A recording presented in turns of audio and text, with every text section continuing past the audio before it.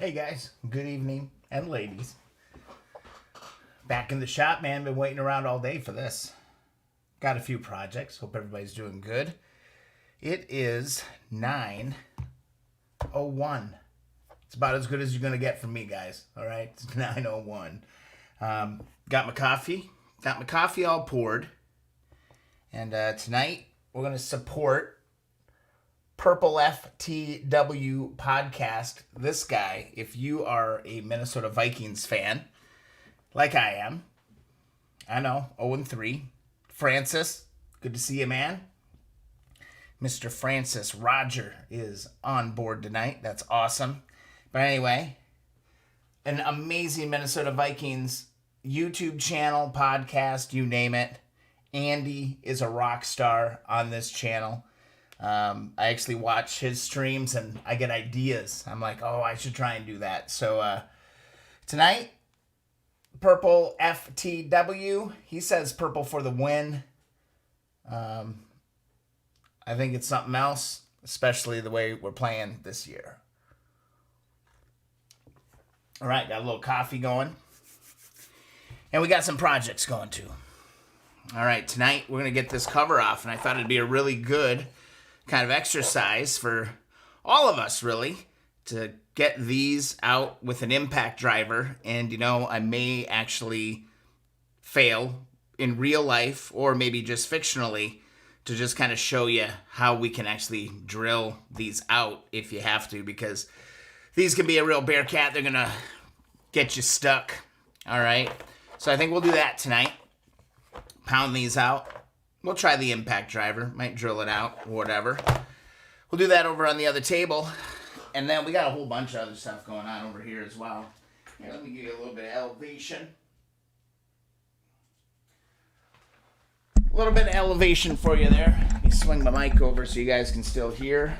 This tank here, got a beautiful, beautiful tank here. This is off that last find that we had. Remember, we started kind of diving into it a little bit. This baby is plumb full of vinegar and salt. And she's going for a good soak. I'm gonna put these rags back on here though. Because it really stinks. Good for you, Roger. JIS Impact Bits, good call. That's a must-have in the shop for sure. JIS all the way. I could actually show you guys what happens when you do a Phillips on it. Les, how are you, buddy? Thanks for joining the stream tonight. This is awesome. I was just showing off my beautiful gas tank that was super rusty. I showed it in the last stream. And I don't know, made some progress. It's been sitting, pretty much since the last stream. I filled it, I think 2 days ago, to the brim with vinegar. I need to get this out of here, though, because this thing reeks. That thing reeks, man. Not a vinegar guy. Yeah, this is a perfect opportunity to dive into this. Let's get at the heavy-handed work today. Let me get you guys down just a little bit so we can see what we're doing. And let's see. I think we need a little bit more light. I'm going to pull over one more little light so you guys can see what we're doing real closely. So if you've been working on these bikes at all, you're going to run in to these bad boys, and your first instinct is to go grab one of these bad boys. You're going to think that these are Phillips, okay? Boy, I want to get in real tight on this, because this is what you don't want to have to happen when you're working on this stuff. How many of you have stripped out one of these using a Phillips screwdriver? Feel like we've all done that. But here we go. Everybody walks up with their Phillips screwdriver, and they think they're going to get these things out. And you know what? You might damn be right. All right, well, that didn't work. So this is technically not supposed to work. Isn't that the way it works? Isn't that the way it works? Holy crap, that darn thing came out with a Phillips screwdriver. Am I going to prove the world wrong tonight? That it? Here we go. There should be a little rubber washer or a little O-ring. Yep, little O-ring right there on that bolt. That came out with a freaking Phillips, and it's on film, guys. It's on freaking film. It's awesome. I do want to quickly apologize during the last stream, man, about the last 45 minutes or so. I totally botched the chat because on my live streaming software, let me show you this just because I think it's interesting. There's an option in my toggle here. So I'm watching your chat all right through here, and there's this option. I can do top chat and live chat, and the whole time I was on top chat, and for some reason, people's chats were getting filtered out. So I'm going to make sure from here on out, guys, that I am on live chat. Okay, so I don't miss that, because when I watched it back and I kind of checked out what was going on with the stream, I thought it was weird that the chat kind of fell off. And sure enough, I was just on the wrong menu. So again, you know, lessons learning all the freaking time. So I cannot believe that this came out with a Phillips screwdriver. Kind of ruins my plan if the rest of these come out as well. Let's see. I'm going to try it. It looks like somebody's already gone to town on this with a Phillips, almost to the point of mangling up that screw to make it a Phillips almost. Well, let's see if we can get it.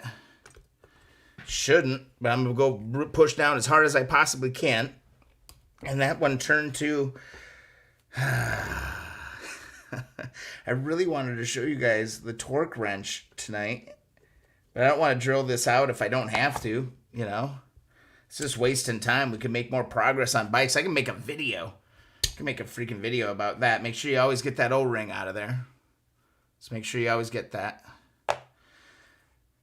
This might be the first 3 for 3. What do you guys think? Could this go 3 for 3 tonight? With a Phillips screwdriver? It's going to like be spreading false hope to everybody watching the stream. All right. Oh, good to hear, Roger. That's awesome to hear. I hope it holds up. It's rainy here. We got the third one, man. So you can't get them out with a Phillips, I guess. I have a feeling that maybe these have been off not that long ago. I don't know. They're pretty dirty. They're pretty rusty. I don't know. So glad the stream is nice and clean tonight. It's good to hear. You let me know if that changes, and I can diagnose some problems. All right, let's keep going. Let's just kind of see what kind of progress we can make. Of course, if you guys haven't joined already, make sure you join that Facebook group, Keep On Wrenching. I'm absolutely loving that in my life. That thing is awesome. All right, our lid is off. And, of course, our gasket broke. You've got this little round gasket. Hey, Tula. Tula Tom has arrived. OG Tula in the house. That's awesome. Good to see you, dude. Oh, by the way, Tula donated the 2 Hearted Ale for tonight. So thank you, brother. I'm going to open that up. Yeah, Roger, that could be. They might not be the original screws, but they are the right screws for sure. You know, again, this bike, a guy was working on. He was trying to restore it. So, you know, he very well may have been in there, but this gasket is 100% original. This crispy critters going on right here. I mean, we don't have to deal with that tonight. Be kind of fun to maybe try to polish this cover tonight. Next little piece of business on this, I am going to go get my JIS screwdriver, though. I'm not going to muck around with the Phillips. It ain't worth mucking up these if I don't have to, but that was a crazy experiment. It kind of totally blew the script for tonight. Whatever. I'm going to take our stator coil out, hopefully. Oh, there we go. I love that pop. That little pop sound. Love it. That was pretty hard. But if I would have used a Phillips on this, guarantee you this would have stripped out. The only reason why I got that was because of the JIS. All right, just trust me. Trust me on that one, okay?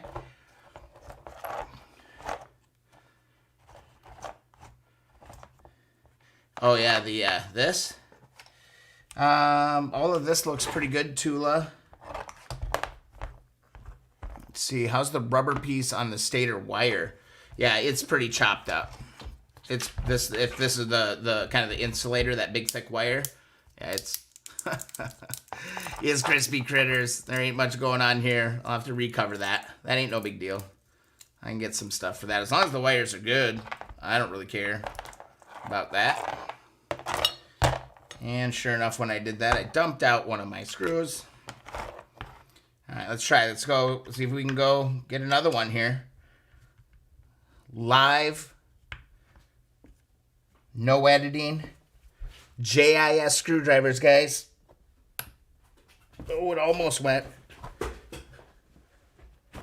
Ooh.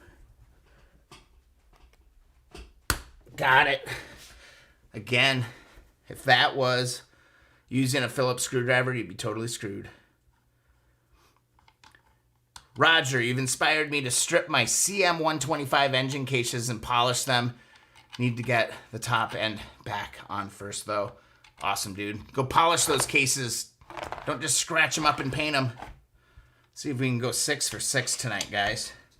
That would be something. That would be that would be freaking amazing. All right, let's do it. Oh, that one's tight too. Got it. Ooh, I love that pop sound. I don't know what it is about that, but I just love that when it's crack. I'd be very surprised if these ever came out before. So this stator coil should pull straight out of here now. Carefully your wires on the back. So you got your wire coil here. Coming through here, there's a little rubber piece. Comes pulling out of that. See if we can just push this thing out of her mount. Yeah, these are all free. Get these out of there.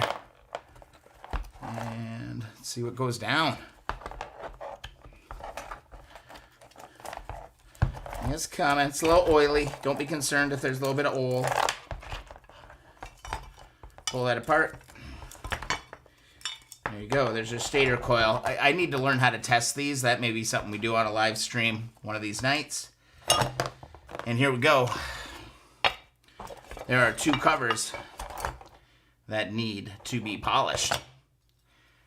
Dude, we're 14 minutes in. I'm halfway done with all my projects. What the hell? I thought for sure this was gonna take me an hour to do at least. It's incredible. Incredible. Pretty dirty. It'll work out. This all be fine, I think. I can just cover that back up. Make sure it's protected. That heat shrink stuff that I bought for the handlebars, that's some tough stuff, man. And that stuff, I was looking at it the other day, and it's pretty durable. Pretty durable. Yeah, it's all junk. All fixable, though. No worries. So, what do we always like to do here, guys? I always like to bag our parts. Keep everything together. I'll be honest, I've been getting a little sloppy. I've been getting a little sloppy with bagging parts and keeping things marked. I'm going to have to take a weekend, just to kind of sort all that out. Throw those in there. And you know what, just for now, I'm going to throw this in there too. Keep that all together. Make sure no dust and debris and stuff get all over this thing. And I can go and pivot up here a little bit. Boom. Get this thing on the shelf. Man, this has been a long day. It's been a long day. Feels good, though. Feels good to be back in the shop. Feels good. What are you guys working on? Are you guys lounging on the couch, or are you working on something in the shop? I hope you guys are out working on something in the shop. Kind of liking these kind of hump day streams. I think they're a lot of fun. Okay, next order of business. think what I want to do is float something by you guys, okay? Hear me out. Hear me out on this one. I'm going to go over to the frame. We're going to look at this frame just like that. Okay. So what I'm thinking of doing is trying to strip this thing down and then paint it with a brush, with caliper paint. Now this is really strong paint, really good paint. It's going to have that kind of dull, matte, black kind of a color. And the best part, remember, this is the Apocalypse bike, and we want to be as cost efficient as possible on this build. This thing cost me like $12. And I think we might be able to do a whole frame with this. And I think it would look good enough. I really do. The trick is getting in here and cleaning all of this stuff up. Just, you know, scuff it all up, get it nice and scuffed up, and then just paint it with a brush and see how it's going to lay out. I'm really, really curious.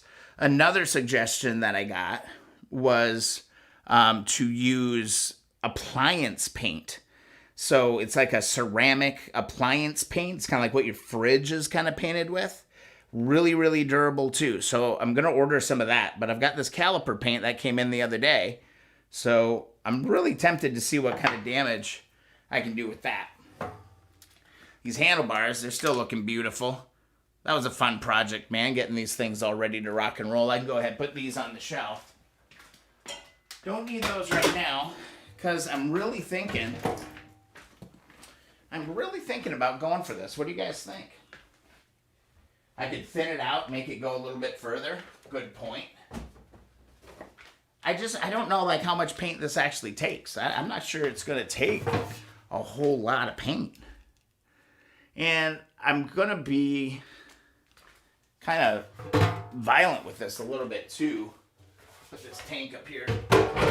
I'm starting to acquire tanks. Holy buckets. I got 1, 2, 3, 4, 5 freaking motorcycle tanks right now. So my idea was, because again, guys, remember, I'm in my basement. Winter is coming. That is the world. I've always done some real damage with one of these.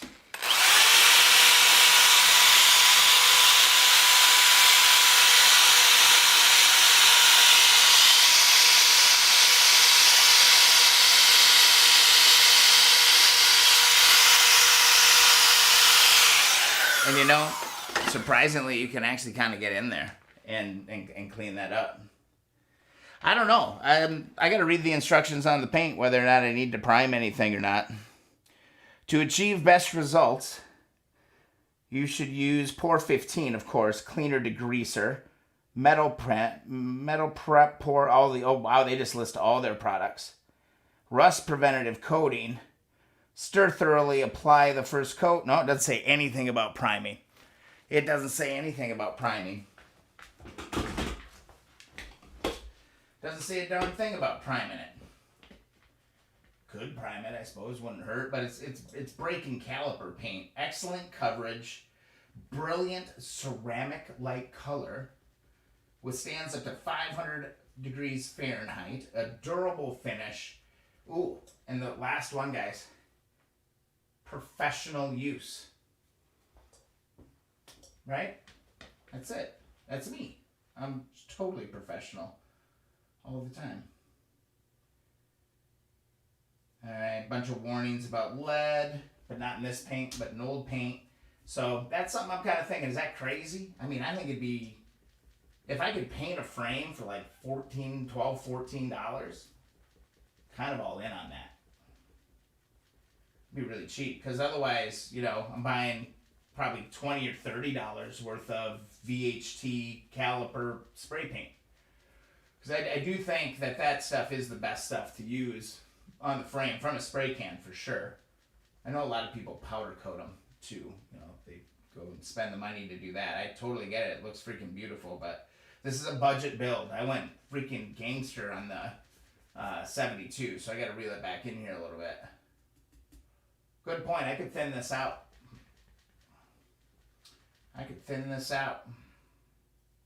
Tempted. Very, very, very, very tempted.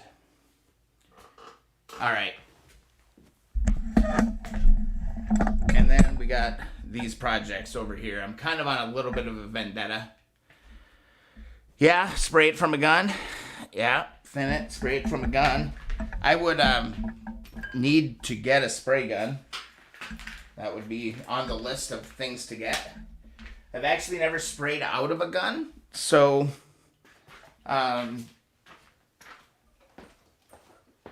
just getting that tank out of the way. I've actually never used air spray gun.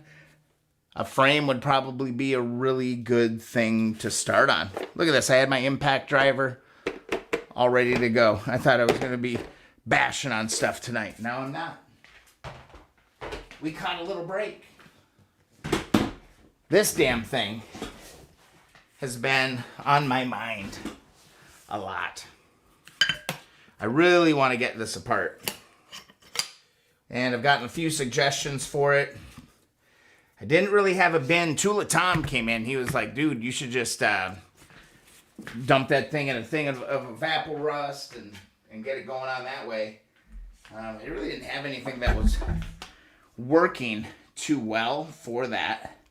It wasn't tall enough. It was tipping all over. So I'm kind of thinking we just go kind of brute force on it tonight. Oh, electric spray gun. I like the sound of that because my air compressor just blows. It's an awesome air compressor. It has done a ton of amazing work. It really has.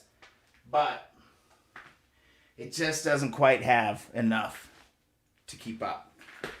To keep up with what I'm doing. So an electric one, I'm in. I'm kind of interested. I'm reading it. I hear what you're saying.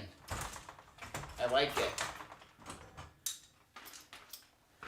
Let's see. We're also going to get, I think, a little bit of heat going tonight. I think that's the other thing that we need to get this to work. I mean, I have, at this point, I have like 3 more shocks. So if I muck something up tonight, it ain't the end of the world. Won't be the end of the world. Just need a 3-prong extension cord. That's what I really need around here. All right. It's been sitting in PB Blaster. It's been sitting around. And you guys saw the pictures of it before. Thing is crusty. And it ain't going to move. I don't think it's going to move. Yeah. It's going to be the same story tonight. But it's got to come apart. It's got to come apart. It's got to get cleaned up. If not now, when? Tula, a couple extra what? What? Couple extra what? What do you have? I got tubes. I've got tubes. So I should be good there. Let's see. Yeah, I want to see if camera... Hey, there we go. There we go. I'm just loving the versatility of this entire deal that I got going on here. Just move around, do whatever. Hang out with you guys for a little while. Enjoying it. This ring is so compacted in there. I'm just trying to move it just a little bit. Forks? Maybe, Tom. Tom, that may be something I reach out to you about. But this has kind of actually just become one of those deals where I'm just tired of losing. And I kind of want to win. We got a bunch of parts we can unbox tonight too. Ton of parts. I ended up going and got another partial bike that had a whole other set of forks. And you won't believe it, but in the box, you know what I found? I will let you know, Tula. I found a throttle grip that wasn't broke. So a happy little accident on that deal. I was supposed to get a rear luggage carrier, but the guy went and sold it. The guy went and sold it before I got there. I told the guy, I said the whole reason, hey, dude, I'm like an hour away. I'm going to drive and get this. And then I got there and I was like, hey, where's the luggage rack? And he's like, oh, I sold it. And I was like, but, dude, I didn't even say anything. I was just like, I wouldn't do that. If I was selling something on Facebook Marketplace, I would, wait for the guy to get there. It's not like I made him wait forever. It's on the way. He's like, oh, no, somebody really wanted that rack before you got here. And I was like, dude, I drove an hour. Drove a freaking hour. But I still came home with some good stuff. Tank was really good. Yeah, I don't think I'm going to get that. Gonna have to get mean. It's the only thing I can think of is getting a punch and just wailing on this thing until it comes out. I'm not sure if that's like the healthiest thing to do. May not even be the right thing to do. I'm just kind of to the point where what else am I going to do? I'm going to have to just bash the hell out of it. Not worried about the seal underneath. Just trying to get it into one of those. In fact, I could even go underneath it.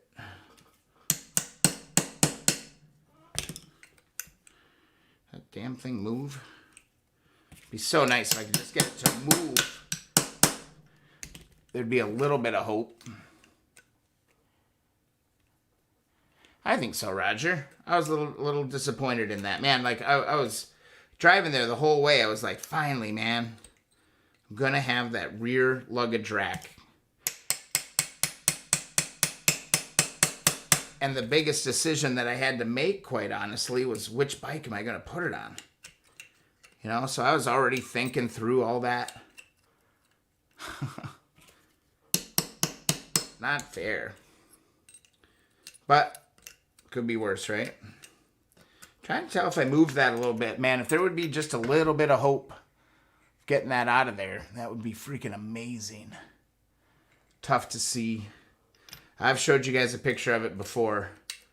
This has just become like this nemesis in my life. Trying to get that out of there. Worst case. Ow. Oh, God, I just bashed my thumb. Like nobody's business. Just bashed it. Just bashed my thumb. Right, just bam. That was good. I wish that would have been on camera. That could have been a good clip. Yeah, shoot, man. What a bummer. What a bummer. Any recommendations? What do we do? Roger makes me the luggage rack baron. What, you got a whole bunch of them, dude? They are a prized commodity. At least in the U.S., they're pretty prized, man. They're hard to find. One will come up on eBay like every once in a while, and I'll follow it. And, yeah. They want a lot of money for them usually, too. They're usually like $80. $80 to $150. And then they make these ones that, they're new. But I just don't trust the quality of them, to be quite honest. I'm trying to feel like how this is moving here. And like whether or not, see this big nick in it? This is really rough. I almost feel like it has already compromised that pipe. This may be a lost cause. So I'm just trying to feel like how that goes down bad. You have two, Roger? Well, you are a wealthy man. I cannot seem to find one anywhere. They're hard. I thought I had one, man. I had it. Slipped. If I didn't have to wait, I had to wait just a little while before I could have left. And I think the guy swooped in and got it. Ugh. This thing is so damn frustrating. I'm worried because I don't want the inside of this thing scraped up either. That would be really unfortunate. Ay, you're never going to have good action. You probably have leaks, all kinds of stuff. But that sucker ain't coming off of there. I think heat, maybe. Maybe heat. Let's try. Let's try some heat. Let's burn some stuff off of this thing. I just need to find a little bit of power. I can actually move back over to our main table. Oops. See if we can get this going. Kind of like being over here anyway. Got a comfy chair. It's a little bit better. You guys never answered my question. What are you doing? You sitting on the couch or you working in the shop? And if you're working in the shop, tell us what you're working on.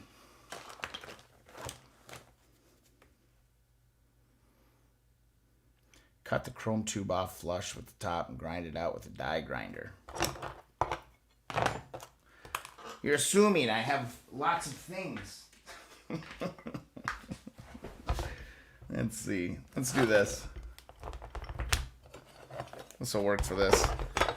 Again, watch our melty surfaces. Don't want to do that. Let's put this bad boy on high heat and let's go to town. Let's go to town on this bad boy.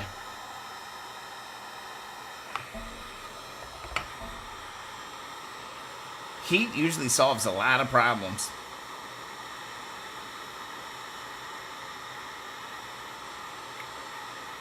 Oh, fill the bottom. I could fill it from the bottom, Tula. That's a good point. I gotta just find something. I'm not sure like the Evaporust is gonna help me through this section of it. I gotta just find a bugger. Oh, Roger, you're in bed hanging out. Gotcha. That's right. It's 2:30. Thanks for hanging out, man. That's hardcore.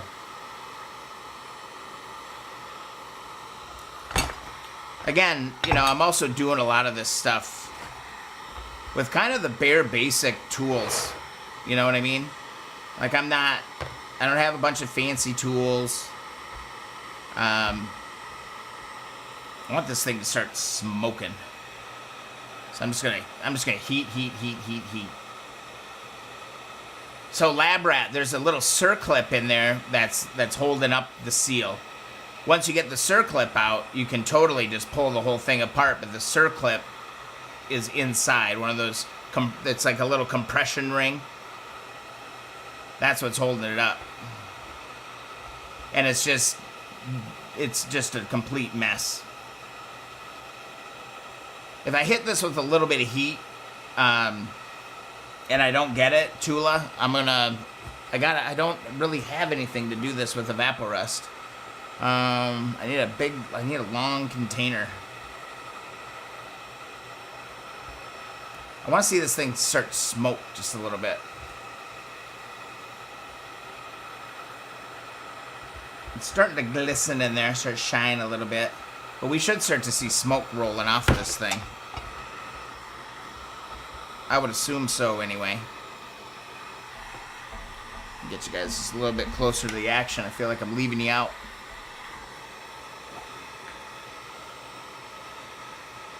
Again, the Keep On Wrenching ASMR channel. That's what we're doing tonight.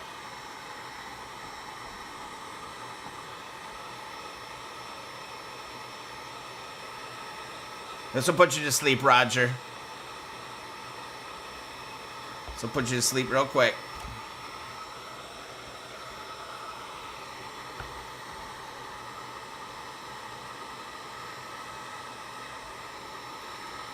This is real time. They always make restoration look so freaking cool on television. I'm telling you, there's a lot of this. There's a lot just kind of sitting here pointing a heat gun at something. There, I'm starting to see a little bit of smoke. I don't know if you can see that on camera, but she gave a good little waft.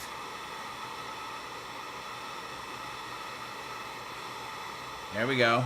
I wouldn't even mind if it started on fire a little bit right now.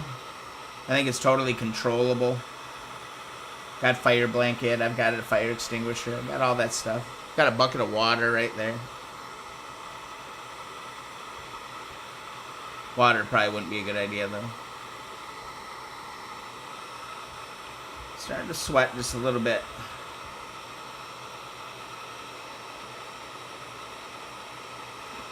Yeah, I wish this work table was just a little bit more sturdy. It's not like I can't, it wobbles a lot. Like, yeah, even if I could almost heat that seal up just a little bit underneath it, shrink it up, maybe give myself a little bit of room. I'm pretty much game for anything at this point on this piece. And thanks so much for hanging out with me, man. It's a special breed of cat that enjoys these live streams. It's not for everybody. I get it. But it is fun just to chill. Chill and work on stuff.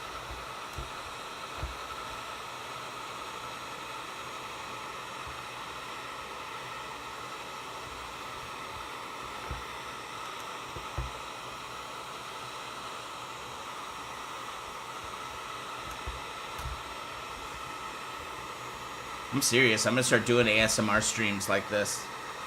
Just sounds from the shop. I think people would dig it.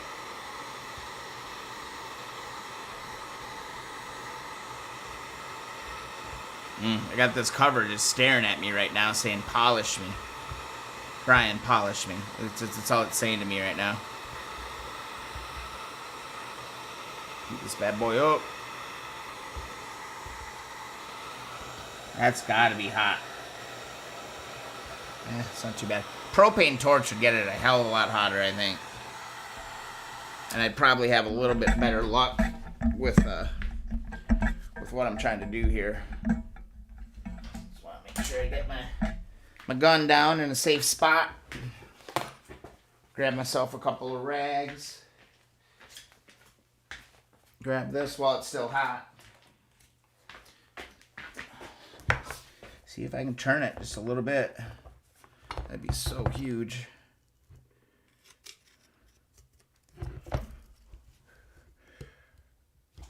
Ooh, God damn, that's hot. That bugger is hot. Hot, hot, hot. Ooh, that heat definitely helped. It kind of burning some stuff off of there. Looks a little cleaner. Yeah. We ain't gonna get that. Tula, we're going to your plan, buddy. I'm gonna find something. Can we find? What do we got? What do we got in the shop that we can use to do this? I got a ton of evapor rust. That is not a problem. Oh, so much stuff. Whoa. Totally forgot I had this. I totally forgot I had this, guys. Will this fit in here?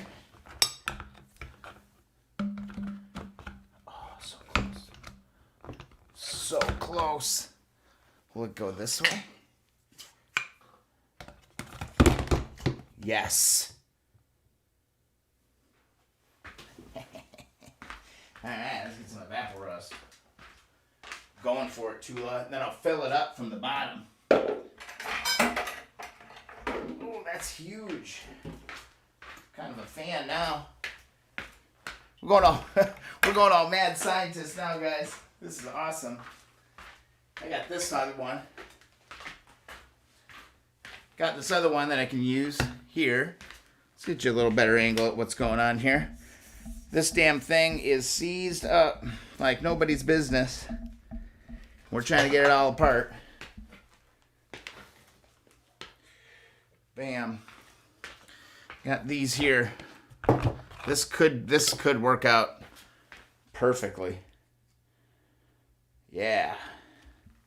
All right, got my giant jug of evapor rust. Love this stuff. I'm gonna fill this bad boy. This is gonna work. This is gonna work. All right. See if I can spill evaporust all over the place.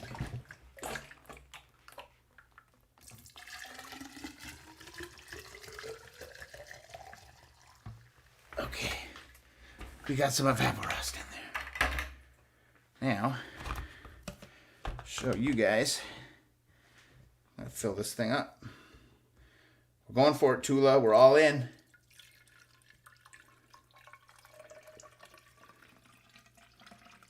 Oh, this ain't gonna take very much at all. It's taking up a lot of the space inside the tube. I'll lift this up. Let that drop in. See if I can do that again. I'm optimistic. I love that optimistic feeling.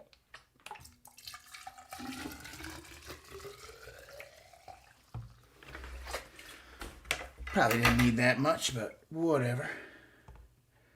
Let's go. Let's try it. We'll come back to it. Now we're getting to where we want to be. That whole area is going to be submerged. Now what I can do is I'm going to fill up. I'm going to go pan up here just a little bit.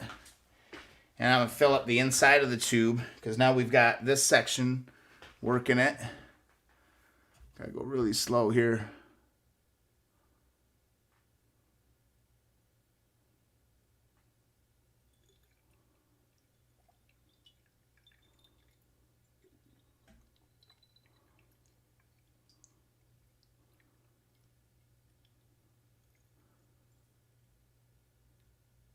A pin drop.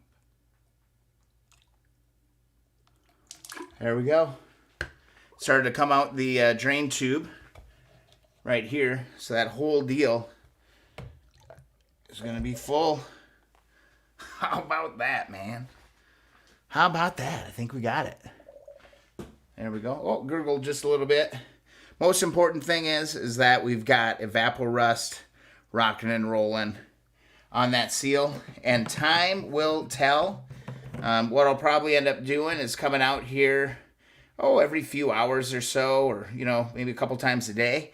Just kind of shake that up just a little bit, get things moving.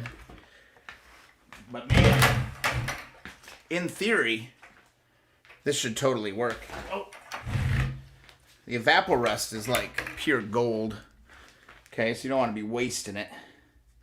This 5-gallon jug that I bought is going to last me a long, long time. Put that away. There you go. Anybody got to go bathroom now after doing that? All right, well, those stupid things finally came into use. So let's take a look at a couple other things. So if you guys remember, when we took the forks apart, well, there's our spring. Brand spanking new. Let me rinse this off in water real quick. Give it a good rinsey rinse. Whenever you pull stuff out with evaporust, you want to make sure that you give it a good rinse. Stuff can, if it sits around, it can get a little bit tacky, if you will. So always make sure you wipe it down. But there you go. There's one spring. Go back, look at the previous streams, man. These things were rusted up. They did not look real good. Now they're going to be just fine.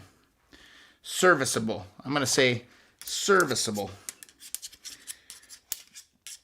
Just want to dry it off real good. Then I'm going to spritz it with a little WD-40. Just got to get my finger in there just enough to pull that through. Bam. Just like that. Then I will reach across the camera. Excuse me. Got to grab the donated WD-40. Love it when donations come in. It's amazing. I'm just going to spritz this down. A little bit of WD. Just like that. That's going to be good. I can lay that on the shelf. We're going to be good. Now, here's this evaporust. All right. Looks pretty nasty, right? That can be saved. We can filter that out and save that. And then we got our other spring over here. So, kind of starting to straighten things out. I'm looking forward to rebuilding the forks. and getting that ready. Because once we get the forks done, the front of this bike is going to go together really, really fast. Because we've got everything ready to go. I actually have the sandblaster all set up in the garage. So I can go and take out all the parts that need to be dealt with. Start sandblasting those. Still thinking about doing the Rhino liner paint job on this one. Or at least, what do they call it? Plasti dip. Trying something like that. Maybe do a couple tests on some parts just to see. But yeah, I mean, the painting should be a freaking breeze on this. Hell of a lot easier process than, the other tanks and stuff. There we go. Dry this off. Give her a little spritzy spritz. WD. Love the smell of the WD. Drop that down. Grab myself a couple pieces of paper towel. Put that on the desk over here.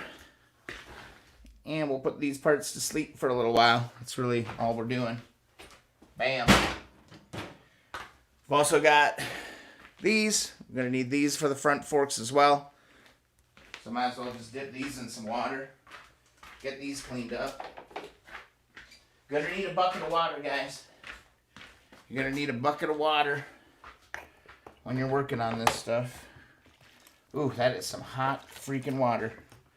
One thing my house does have, man, is a really, really good water heater. That puppy puts out some heat. I'm actually just gonna leave those in there. Those are a little bit crusty. Don't know if I ever showed you guys how good these came out. Those are those gators. They still got a little dirt on them. I'm going to throw them back in the water. Nice hot water. Get that nice hot water bath. And we're good with this. Let's put this aside. Put that down. Let that stuff soak. And then here's another little part. Wow. This was trashed. This sat in Evaporust. Same bin. Look at this. This is absolutely beautiful. This is our CL exhaust bracket. Shoot. This will polish up almost damn near brand new. Amazing. Let me dump this in a little bit of... Wipe the water off it. Or wipe the Evaporust off of it. Pretty rad. Yeah, this thing was all pitted. I have a picture on my phone someplace of what this looked like before I put it in there. Look at that. That's just Evaporust. I haven't even gotten in here to clean any of it. Boom. Sat there for 4 or 5 days and we're good to go. Amazing. Put that on the shelf. That's sitting there ready to go. Then we got to deal with this Evaporust. I wish I had a little... I do have a little funnel. It's not a little funnel, but it has a little end on it. Which is really going to help me out here. So I'm going to do this. And then, let's see, where is my filter? I like to filter this out before I put it back in the container. I had a little filter. What the heck did I do with it? Let's try this. Let's see if we can do this with just kind of a makeshift coffee filter. I'm actually just kind of curious.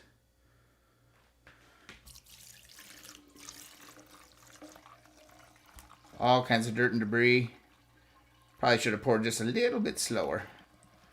That's going in. This is actually going to work, guys. This is going to help save your Evaporust. Save you a ton of money. We'll see if it works. If the paper towel holds up. It sure looks to be. I think it held up. There's the dirt and debris all trapped inside of there. Could we have filtered it a little bit better? Yeah, probably with something a little bit more coarse, but yeah, we saved that Evaporust from having all that grit and grime in it. So that actually worked out better than I thought. That's huge. Let's do this other one. Look at that. That is just like beautiful stuff, man. Vaporust. Expensive, but good. So I'm kind of experimenting, or I'm trying to become a little bit of a believer in the vinegar process. Really curious to see how that black tank's going to turn out. Again, this is just 2 layers of paper towel. And then I'm just going to dump this in slowly. Oh yeah, this one. Yeah, you can totally see all the debris. All up in there. Look at that.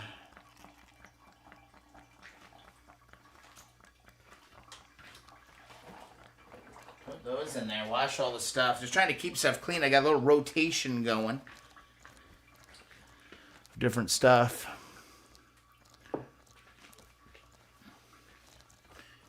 Again, thanks, Tula. These 2-hearteds, man. Hitting the spot right now. This one's crazy. This one was really bad. Filter that Evaporust before you put it back in the bin. It's going to last you a lot longer. Don't need anything fancy. This is going to work. This is going to work. It's going to work. All right. Did my chat die again? Are you guys still around, or are you guys just so enthralled with everything that's going on? Oh, here we go. Now I'm on top chat. So where the hell am I supposed to go here? Yeah, I'm missing all kinds of stuff. What am I doing? Finished up my 1970 CB. Kev, that's freaking awesome, man. I'm sorry I didn't see that chat. Minor electrical bugaboo. Yeah. Sell it in the spring. A 66 CB77, dude. That is on my list 100% as well. Roger, you're right. That steel's going to melt. Tula, plug the bottom hole with the fork bolt. Stand it up on the end securely. Yep, that's what we're doing, dude. You'd be so proud, because I think that's exactly what we're freaking doing right here.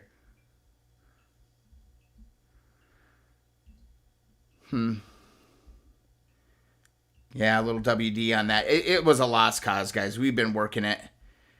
We've been working it forever. I can't do a lot of this stuff on the floor. Camera angles are really, really tough. 5-gallon jug, Lab Rat. Let's see. It was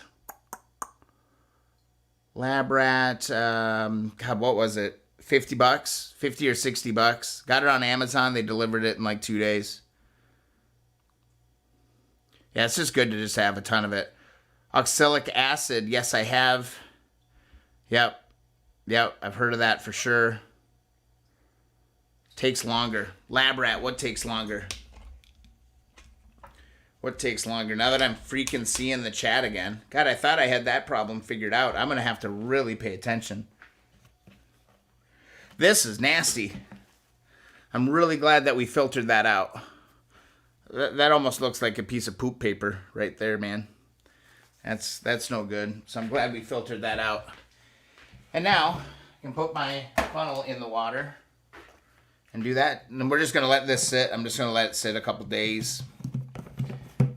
You got to be patient with the Evaporust for sure.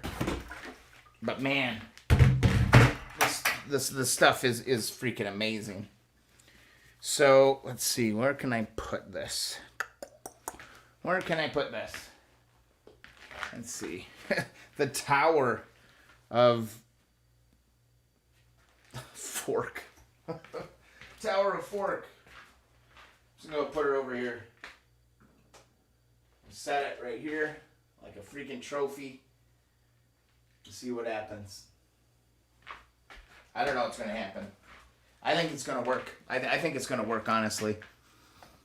I got a good feeling. Didn't even remember that I had those things sitting up there. So that's awesome. Awesome. So let's see. Boom. Everything's good. God, it's been 56 minutes. This has been a very uneventful stream, guys. I'm sorry about that. Nothing too thrilling. Kind of got this vibe that I really kind of want to polish this. I want to kind of polish this. Do it all by hand, like the good old days. Should we do it? Should we start diving into that? See the little process that goes on when you're trying to do this? Because it's a process. It can take some time, for sure. Give you guys a good view for this. You think we can clean this up? I bet we can clean this up. I'm going to give it a dunk in the water.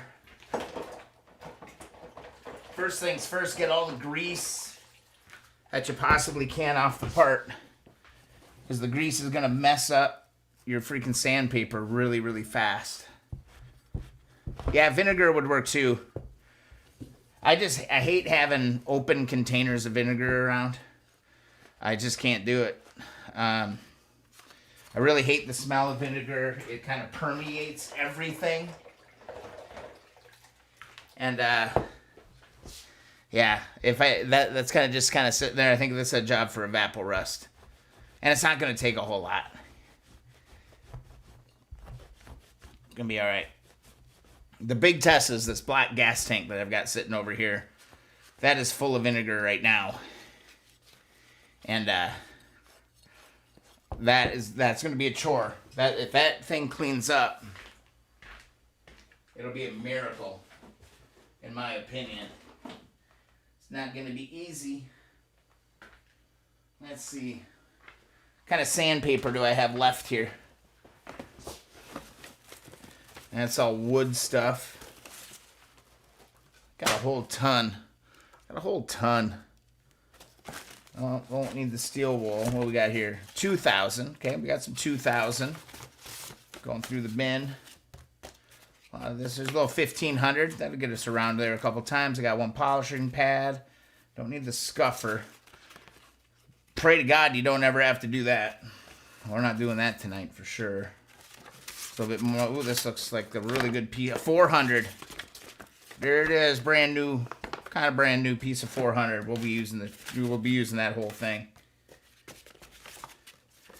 More 2,000. Okay, here's some 1,000. Good. And a couple odds and ends. The 400 is the one that you're gonna need the most out of, for sure. Gonna need a lot of 400 to get this job done. A peek over here. I'm pretty sure that I had more sandpaper someplace on this shelf.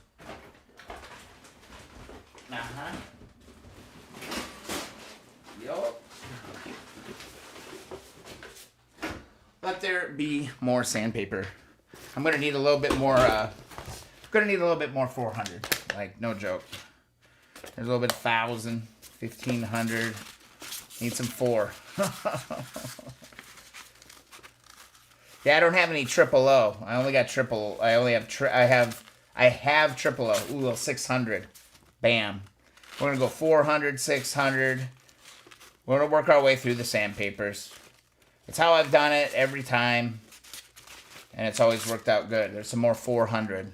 This 400 is gold. Another. Oh yes, more 400. 600. Oh man, this is a win, guys. Oh my God. How do I? Oh, here, give you guys a look-see. It's like the gold mine. A little 600 right here. That'll get us a little ways. And that 4 and 6. Here's another full sheet. Partially used 400. This new. That'll work too. I think we got what we need to do it. Oh, and I got a couple more there. Got a bunch of stuff. Now, when you're doing this, I also recommend wear gloves, man. Don't do this with your bare hands. I've heard that the stuff is actually kind of toxic. Aluminum can get into your skin, and can be kind of a no bueno kind of a situation for people. So always wear gloves when you're using it. One here. Just grab a little bit of this water. Not going to need a whole ton. Got my thing of water. I feel like I'm making a YouTube video right now. Like the old days. I'll keep making videos, don't worry. I'll get back into it. Got my 400. That's what I'm going to start with. And again, here's kind of the starting point. Wipe down. Got most of the grease off of it. Take a piece about like this. Fold it up. Tula, off the wall question. Where did you get your slab of marble from? The one you used decking the head of services, Lowe's HD, or kitchen remodeling store. I went up into the kitchen and I told my wife that I needed a hard, flat surface. And she gifted me that. I want to say she got it from like a cooking place. Like it's a ridiculously nice one, but I'm sure you could go. Yeah, don't breathe it either. It does have a very distinct smell, for sure. So on these first ones, guys, you can kind of chill out. Tula, I would just go to Home Depot or Lowe's and see if they got some, I don't know what they call them, remnants, kind of like a carpet place. This is all wet sandpaper that I'm using now.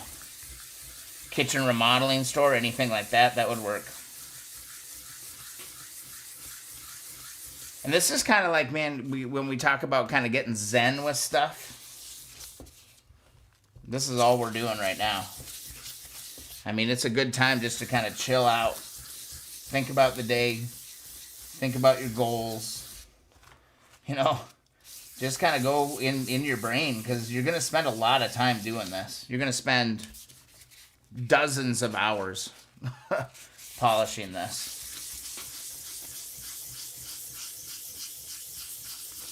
Yeah, I was lucky enough, you know, I'll replace that for my wife one day. Get her a new one, but yeah, I needed one night, and I was like, hey, what happened to that? You got that slab of marble? I got to use it, so it was great. Big supporter of the channel. Real lucky in that sense as well, but there's some oxidation on this bad boy. I'm going to go aggressive. I'm going to go aggressive with the 400 for a while. And just keep working this thing out. So, what do you guys like to do? I've seen some people like just take, you know, an electric drill and, you know, and just kind of go to town on them. The one thing I'm not a huge fan of is people who just paint these covers. I think that there's something to like the restoration process that you got to take some time. You got to take the time to spend a little bit of time with each part and, you know, give it a little love. Just go back and forth here. This aluminum will clog up your sandpaper really quick as well, okay? So, you know, constant rotate. Keep stuff wet when you're first starting out here, too. Could be all good. Yeah, I don't have 4O. I only have triple O steel wool. And in the past, I've used triple O, and yeah, it kind of leaves a mark, man. Leaves kind of a mark.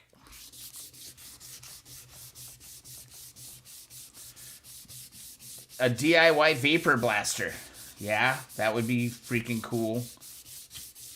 That would be really cool. My biggest obstacle to a lot of like the really cool tools is really a quality air compressor, one that could do some heavy lifting for me.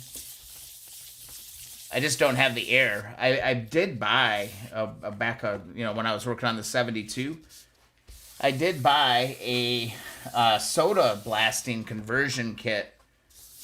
So I could do soda, but I could just never get it going right because I just ran out of air so fast that it wasn't working.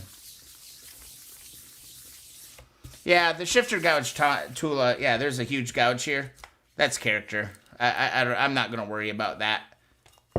The 72 has a giant gouge on it too, just like that. I just leave that. That's fine. That's part of the bike's story, kind of in my opinion. It's there. Not making a show bike. Just want a pretty bike.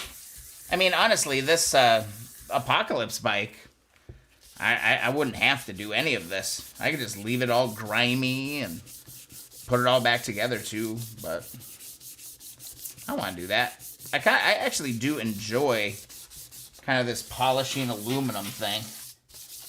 Just trying to break through here. See now here with my paper, you can totally tell, you know, this is clogged. This ain't doing much for me right now.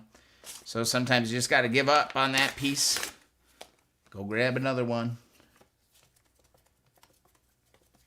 And get that going. Just like that.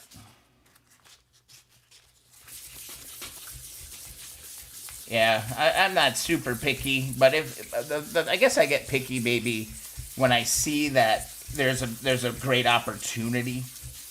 You know, like some parts I might really get a little bit out of control. See, look at how just changing that paper really, you know, really changed it up.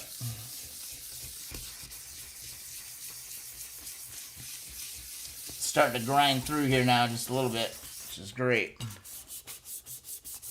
This is going to be a problem right here. This front face is pretty bad.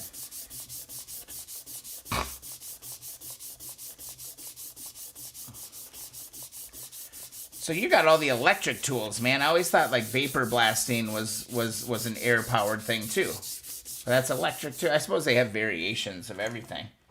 Maybe I should just look into doing electric stuff. I don't know. Space. Yup. It all comes down to that. I've been able to do some nice damage with the sandblasting setup. I do have a little sandblasting setup in my garage, which you guys have seen on the videos probably. But yeah, space is getting pretty limited, especially when I keep picking up these darn bikes.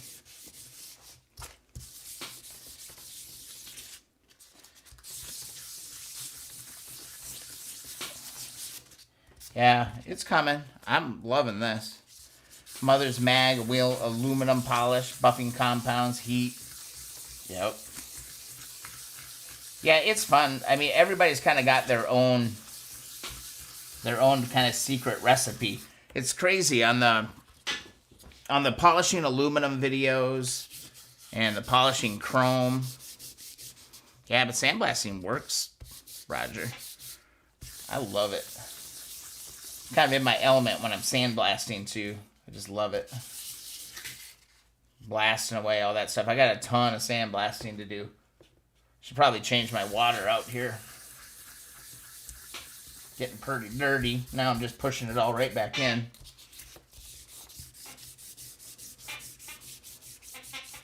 Yeah, I was really just looking forward to like all day. Just kind of looking forward to getting in the shop and doing something. I really didn't know what I was going to do.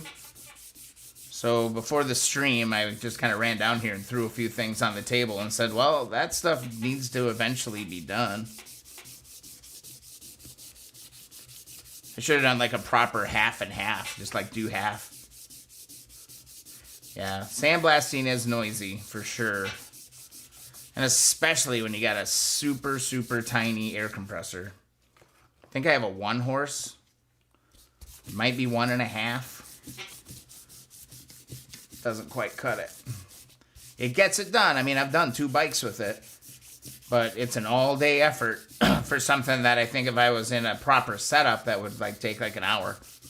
You know, and it takes sometimes multiple days, like maybe 1 part a day I can get through because I'm able to blast for 2 minutes, and then it takes 10 minutes for the thing to charge back up so I have enough PSI to actually make any damage.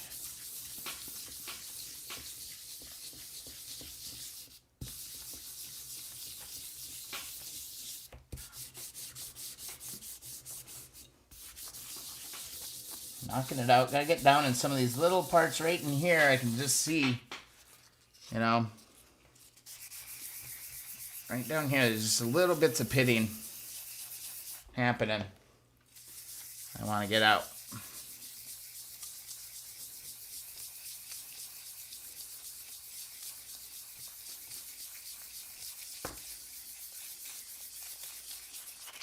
This is it. You want to restore a motorcycle? You're going to be doing a ton of this. Or if you want to restore a motorcycle well, maybe that's kind of the way we can put it. You know, and really give each part.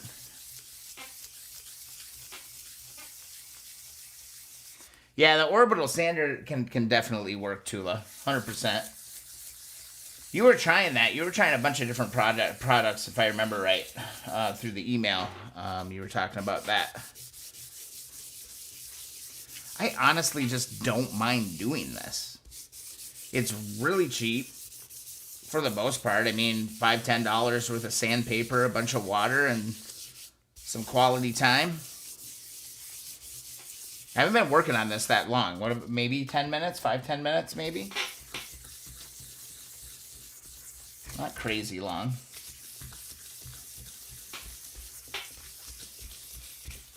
There are some big nicks underneath some of this that I'm starting to see for sure, though.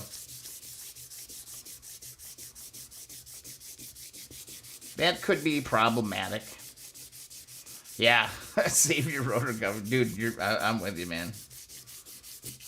I know, like, tomorrow, my fingers aren't going to work, like, at all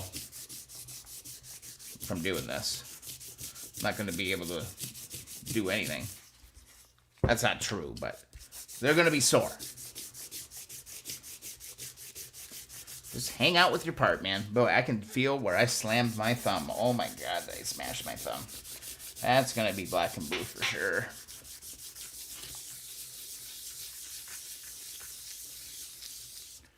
Oh yeah, guys, also, let's see. Cool. So what did you guys think of this on the Facebook group? Again, if you're watching, make sure that you hang out on the Facebook group. Come join us. What do you guys think of this? What do you guys think of this thing? I think I gotta go like this. I'm gonna mute this, but I'm gonna try to play it. What do you guys think of this?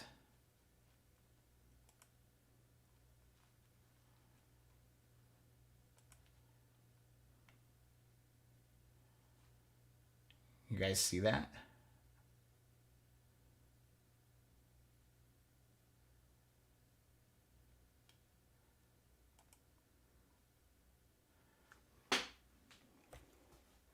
I'm kind of excited about this. Like, not that I would, like, go out and, like, buy one, but I would maybe entertain the idea of doing this.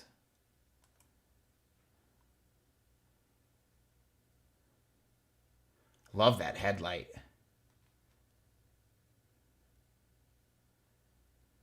Love that headlight.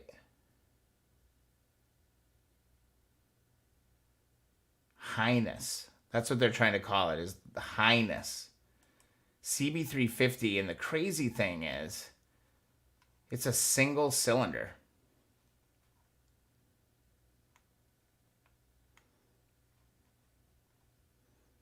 I think it's pretty damn cool.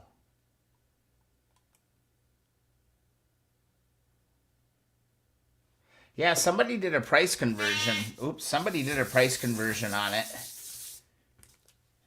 And it seemed really low. It was like $6,000 or something. Like, there's no way they'll sell them for $6,000 in the US. But man, it's just like a reliable daily driver. I might be in on that.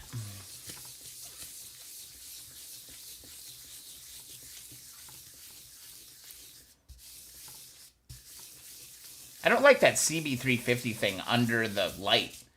Like, why would they put that on there? That looks dumb. I like the logo. I like that badge, though. I think that badge looks pretty damn cool. Gotta do that one more time. I gotta watch it. Gotta watch it one more time. It's exciting just to kind of bring it back. I gotta pay attention to the wheels. Oh yeah, they're like a black, kind of a weird mag thing. That would look classy. I wonder if you could put old spoked wheels on that. And I wonder, like, how much of that bike is still kind of similar to what we're dealing with here. Like, I wonder how much of that technology Well, the technology's probably changed, but I bet there's little nuances to it that have just kind of withstood the test of time. I didn't notice that it was a single cylinder until somebody said it in a comment online.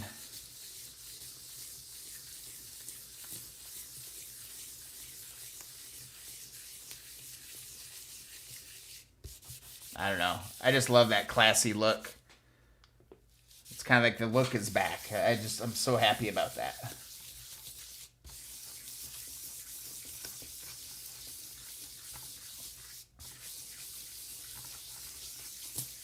One detailer guy that I got to know at one of the local motorcycle shops swears by these things. And he gave me a couple of them. And like these foam finishing pads. But I don't have a Velcro connector for a drill, so I've never used it. But he gave me like 2 or 3 different grades of these. And man, he was just swearing by it.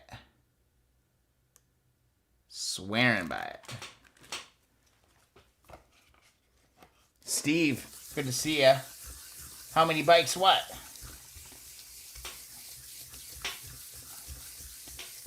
Wonder how many bikes we have collectively together.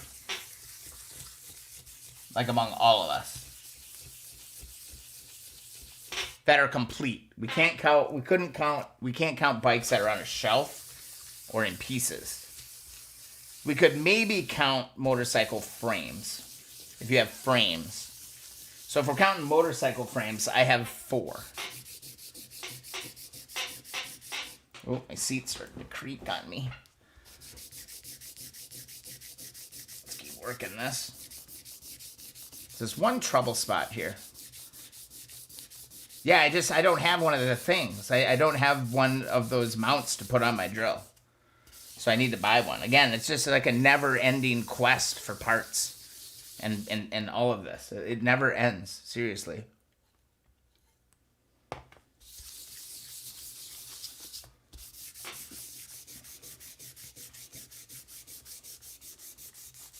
Another thing I was pretty excited about, it was really cool on the Facebook group. Dude, this thing is growing. We have 16 people in this Facebook group now. And y'all are pretty lively. You guys are putting up a lot of content, and it's pretty cool. Any member requests? No pending requests. Oh, that's a bummer. Oh well. Maybe somebody will join tonight. That'd be kind of fun.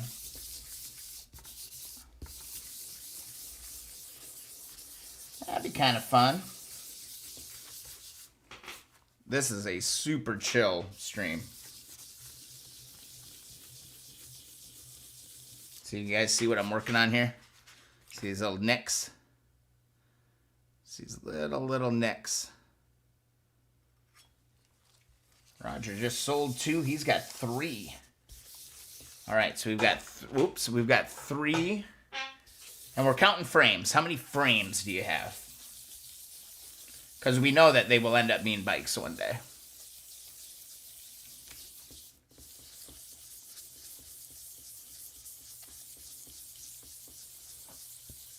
We got 7 in the group.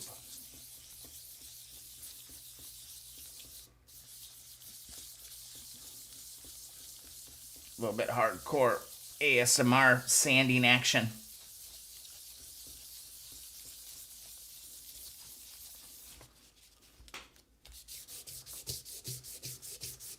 Again, Apocalypse Bike doesn't have to be perfect. Apocalypse Bike just needs to be better. That's it. Need a little bit more 400. There's my 400. Okay, 4. So we got 8 between the 2 of us. Just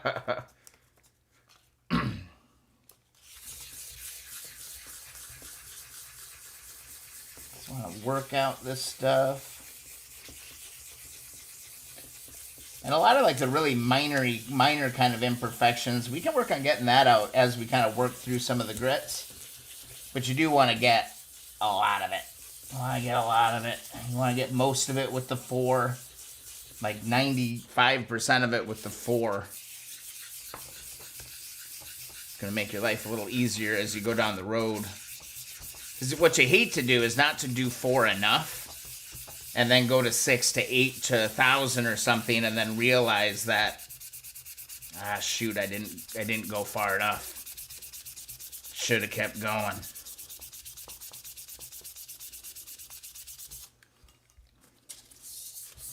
Yeah, that's helping. That's helping. Let's give this a quick wipe. Just kind of see where we're at. Already, we're making progress. Little spotty down in here. I got this trouble spot, but like, just look at that side profile. Already the massive difference that we've made on that cover. That's just 400 wet sandpaper. I'm going to keep going on this. And then we do have to go back around, do the edge and all of that as well. So this is going to be a little while. It's going to take a little work. That's never really been a problem before, though. So right back in it. Sometimes if you run across some crazy, crazy stuff, Lab Rat, you got 4. All right, shoot. So 3 times 4 is 12. Les, you got 1. So we got 13. Did I get everybody? Got 13 between, what, 4 people? Les, you got 20 guitars? Oh, man. I have 1, 2, 3, 4. I think I have... No, 1. Okay. Bass, electric, acoustic. I think I have 9. I think I got 9. Most of them are acoustic guitars, though. Nothing real valuable, but valuable to me. Tula Tom, 1 bike, 1 guitar. What is this? There's a trend. There's a trend among motorcycle guys and guitars. I think that we are all into that. I don't know, Steve. I think I don't think it's that they're running out of ideas. I honestly think just like that vintage kind of throwback is in style right now.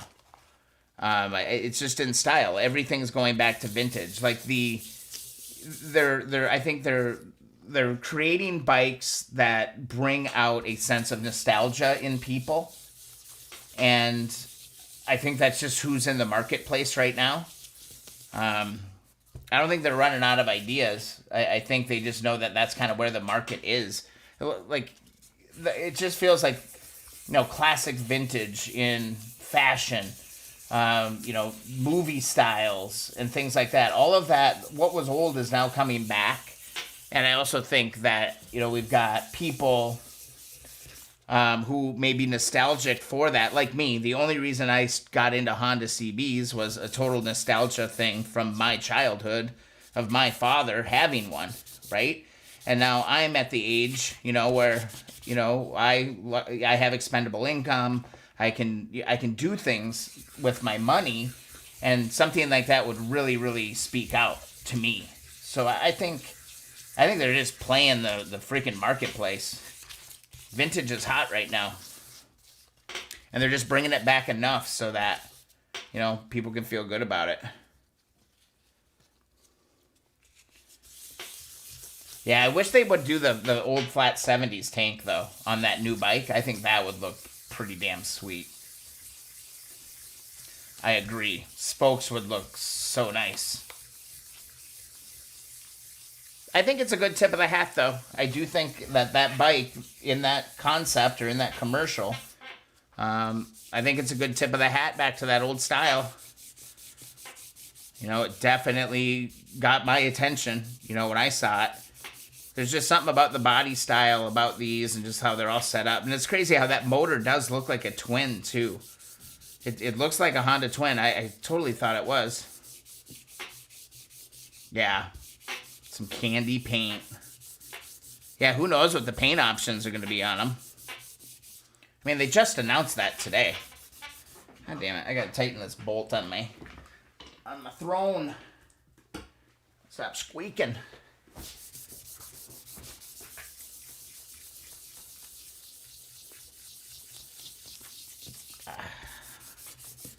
I'm excited. Be fun. If I see a Honda dealership or something, or were they only going to be in Indonesia? Was that the deal? Where were they? Or were they only in India? India, one of the two. But it didn't really sound like it was intended for the U.S. market right away. At least not right away. This is what's going to kill your fingers. Doing this. Oh my God. That is nasty stuff. And again, just, you got to be kind of liberal with the sandpaper. Takes time. Yep. Yeah, that's what they're saying. They're going after Enfield. Have you guys seen the Janus motorcycles that they make in Indiana? It's like Janus. Janus. They're kind of neat. They're like super throwback. They almost feel like they're from like the 40s or something.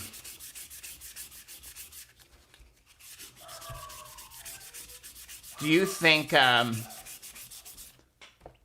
So does that mean that we won't even get a chance at those in the U.S.? Dog's losing her mind over something. My dog's losing her mind over something.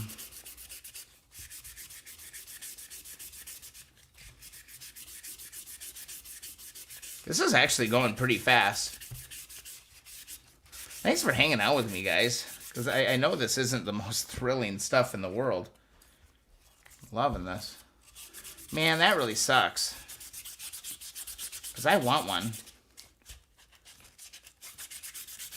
67 SS 125. Beautiful.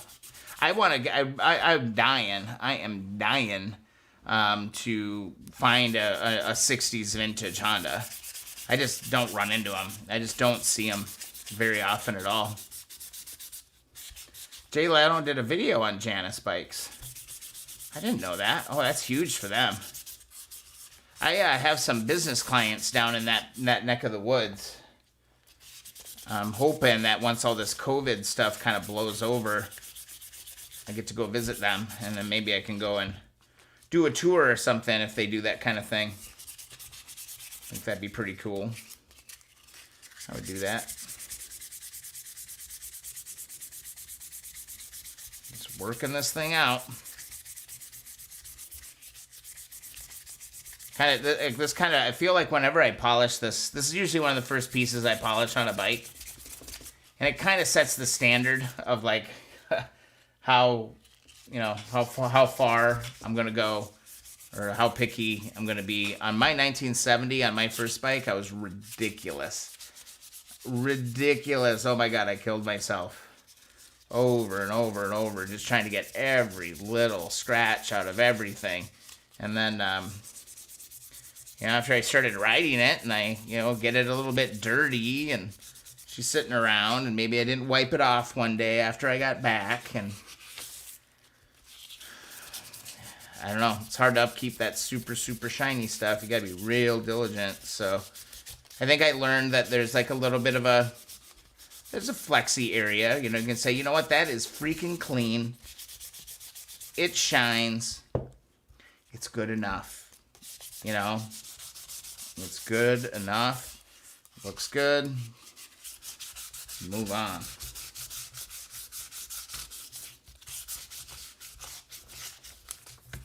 Yeah, people are rolling through this the stream today.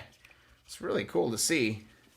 Seeing the numbers, it's really nice to be able to monitor kind of and see what's going on. So welcome to any new viewers that are out there. If you haven't already, please go join the Facebook group there on the top left. Keep on wrenching. Come join us. Share pictures of what you're working on. And I don't know, get to know the crew, man. It's starting to kind of really establish a core group of people.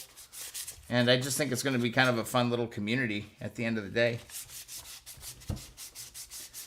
Don't take ourselves too seriously. Check out Alan Milliard on YouTube. He built an SS125 into a 250V twin and adds cylinders onto all sorts. Amazing engineer. Alan Milliard. Yeah, people do incredible things. People are amazing when you really think about it. We come up with some crazy stuff. Come up with some crazy stuff, indeed.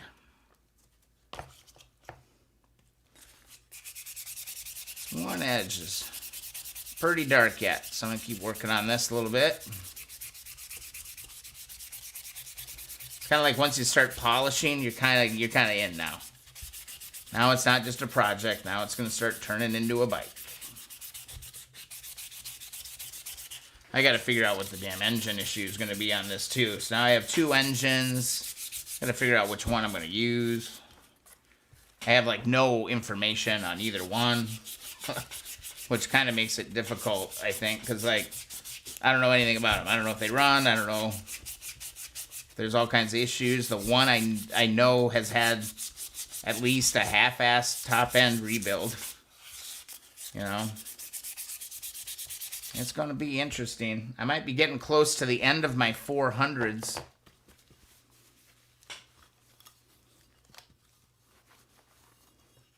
Getting close, guys. Look at that.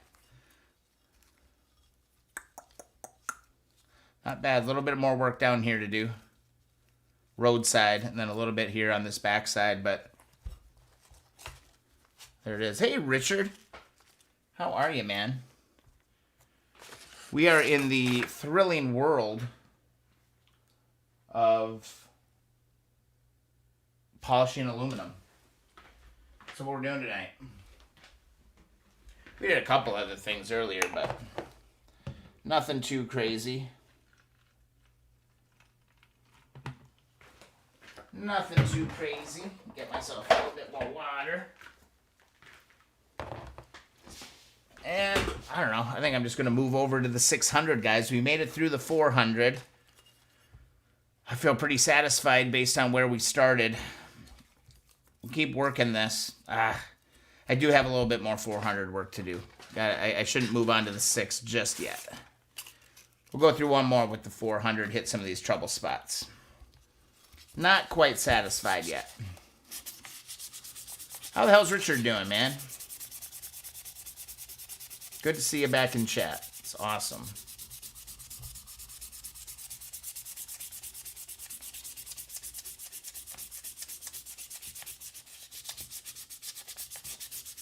Heat is a good thing as we enter October. Congratulations.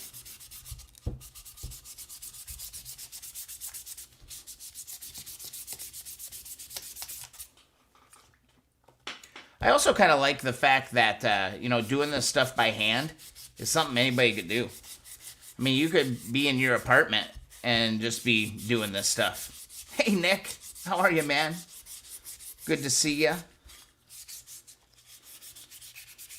Happy eve of October while we polish aluminum. This is a low-key polishing aluminum night. Doing it all by hand, no power tools. We're pretending that we're restoring a motorcycle in our dorm room. One piece at a time. No power tools. Nothing crazy. Can be done. I'm going to prove it. Earlier, Nick, you missed it in the stream. I actually removed 6 JIS bolts with a Phillips screwdriver. So we also proved that you don't need JIS. You just need to get lucky with a Phillips. I'm absolutely blown away that that happened. Yeah, Roger. I mean, I find it incredibly relaxing. I find it relaxing. I find it, very rewarding as well. I love everybody. Everybody in chat, man, you guys just rock. Just love the chat. Loving the chat. Yeah, and one thing that bugs me too is that this subscriber meter doesn't even keep track of everything. So I'm just going to turn this off. Yeah, it's not even accurate. I have a ton more subscribers there right now. It doesn't do nothing. So I'm just going to turn that off.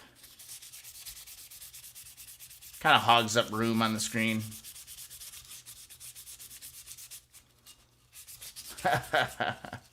Man, I couldn't believe it. I thought for sure the first half of the stream was going to be showing how to like drill out and or at least use an impact driver and then have to drill out a bunch of them that were all broken. And I just can't believe it, but they all came out. Couldn't believe it.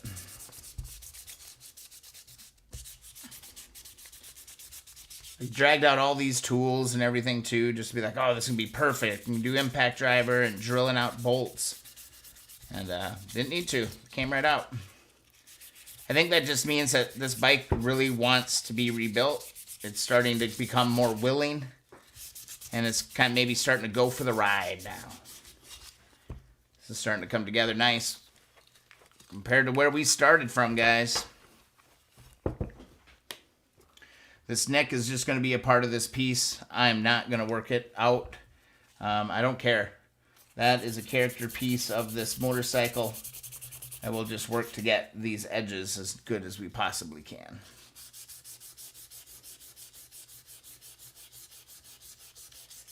Back to the sanding ASMR channel.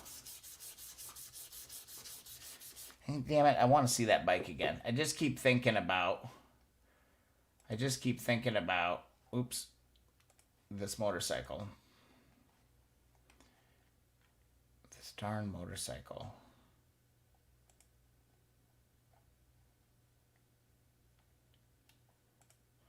I want to see it one more time.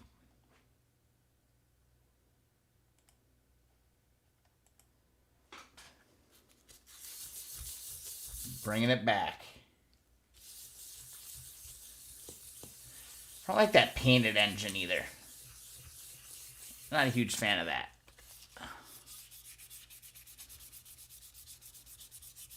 But damn, it looks cool. I mean, if somebody gave me one, I would totally take it.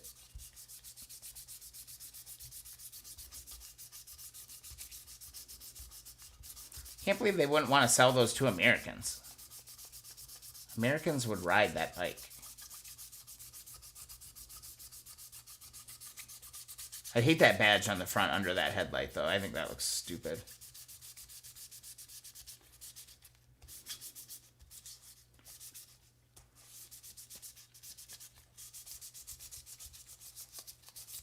Yeah, man. I kind of dig it. The more I look at that bike, I kind of dig it a little bit.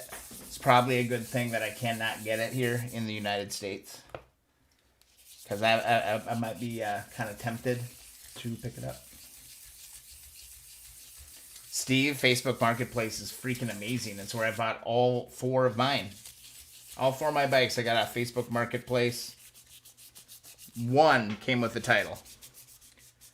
I've always had to go apply for titles and do all that stuff too. But luckily in Michigan, it's really, really easy to do. At least I think it's pretty easy. Pretty reasonable process.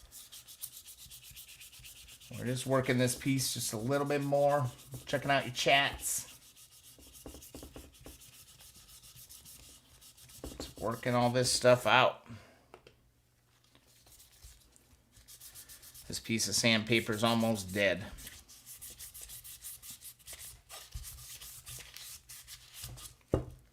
Getting close. I'm going to do one more. One more, then we'll go flying. If I can find one more little piece of 4. If not, we'll just move to 6. What's this? Oh, God, guys, what is it? I don't know what it is. I don't know what to do. I don't know what to do, guys. Gonna have to call it. Yeah, just the bottom edge of this. Needs a little more work.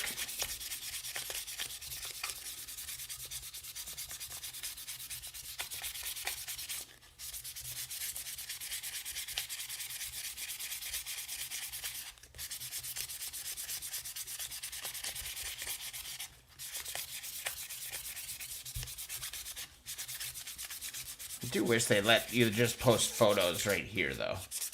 Like, that would be so nice.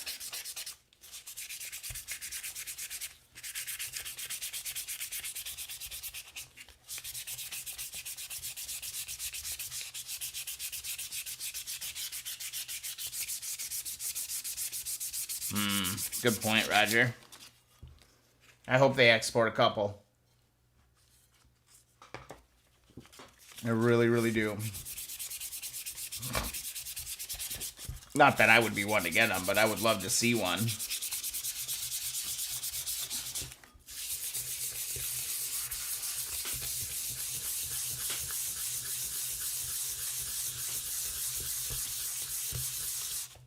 Again, you're going to spend most of your time with the 400. Once you get kind of a nice even look with your 400, you kind of fly through the 6, 8,000, 1,200, 1,500, 2,000, 2,500, 3,000, 3,500, 4,500. You know, goes pretty quick. Totally kidding, by the way. We don't have to go that freaking far. We're not going to 5,000. We're not making mirrors here. Well, I suppose you probably could.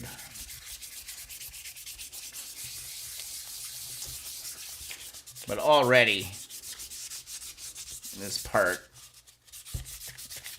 is a million miles ahead of where we were.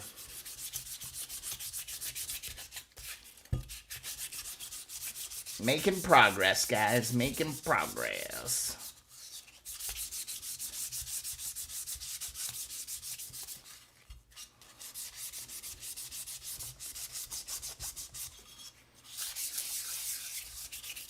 Yeah, my biggest surprise with the new Honda, though, is it's a single cylinder.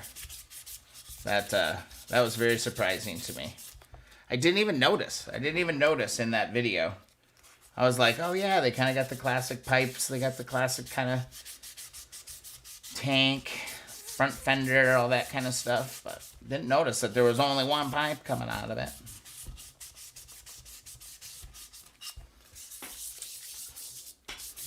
All right. I'm feeling pretty good about this. How about you? How you guys feeling about this?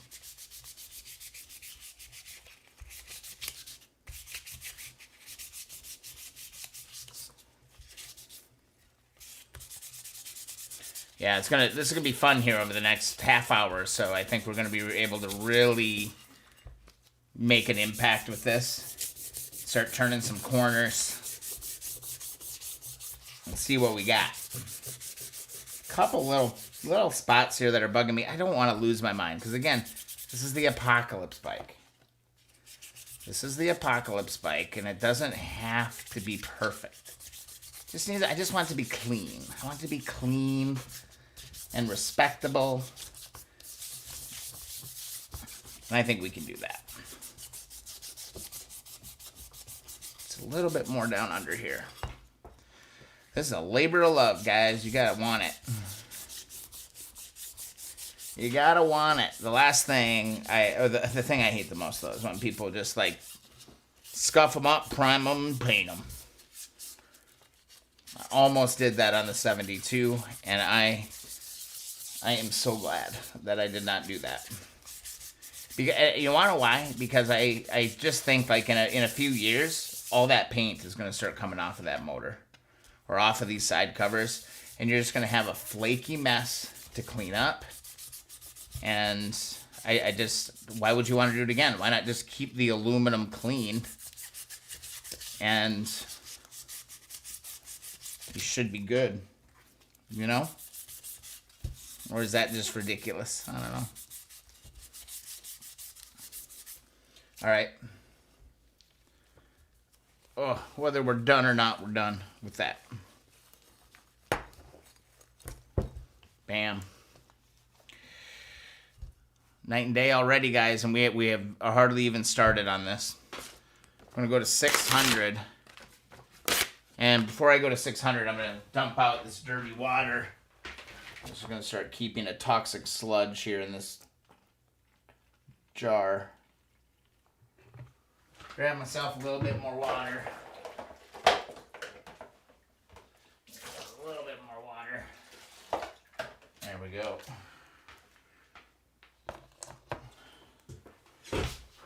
We can keep going. Is it magnesium? I have no idea. I've heard it both ways. I thought they were aluminum. I mean, magnesium could be. Do we have a definitive answer for that? I don't know.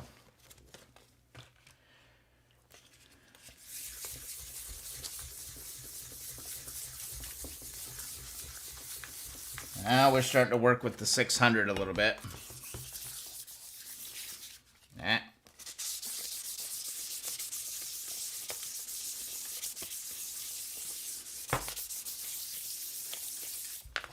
I always thought they were aluminum.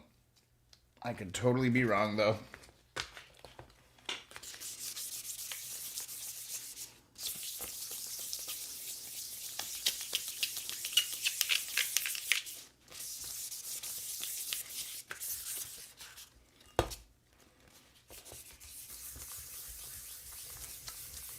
I love how, like, when you start moving to these finer and finer grits, there's spots in the metal that you can totally just feel it kind of slide right off.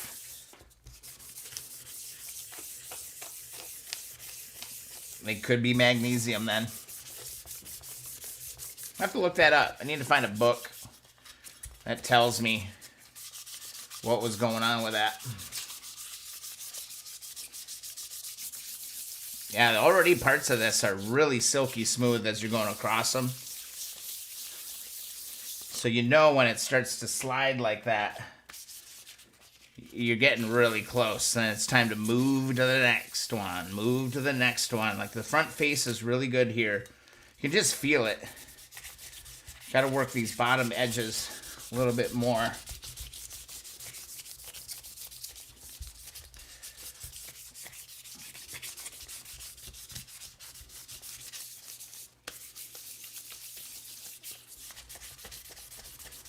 Yeah, these edges are just a little bit rough. You can just feel it. I think they're going to come off just fine, though. Yeah, I'm already...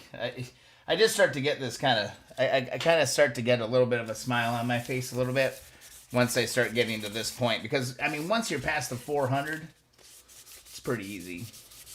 It goes real easy. Once you're past the 400, all the hard work is really done for the most part. So yeah, I don't know. What are you guys doing in chat? It'd be stamped if it was MAG, SAE compliance. What does that mean, stamped? I don't know, Steve. Elaborate, educate us on that.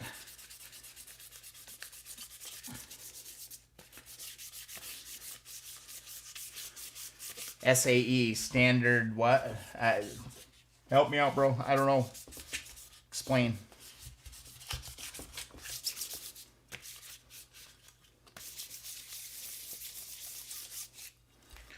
Swap out, grab another little piece. Drop that in my water. Needs to be insulated from the air or it oxidizes very quickly, either painted or polished with clear. Yeah, I don't know. I never clear coat any of these parts, and as long as you keep them cleaned, like I'll clean them and then I'll do like a spray wax or something on them. They don't seem to like oxidize super fast. Might have to use the power of Google to figure out what these are made out of. It smells like aluminum to me. I probably shouldn't smell it like that. But like that smell, it has that aluminum-y sanding smell. Trent, how are you, buddy? Trent's bread, awesome. Thanks for getting to the stream, dude. We are polishing some aluminum. We're having fun. We're getting some zen going. We gotta hang. Take the patience and the time and all of the good vibes. Clean this stuff up. Make it look real good. I should have taken a picture. I should have taken a picture before. It's in the video, of course, but I love those before and afters, and a lot of times I just totally forget to take the damn pictures. What's Trent doing tonight? Are you in bed? Are you on the couch? Or are you in the shop? If you're in the shop, what are you working on? If you're in bed, I don't want to know.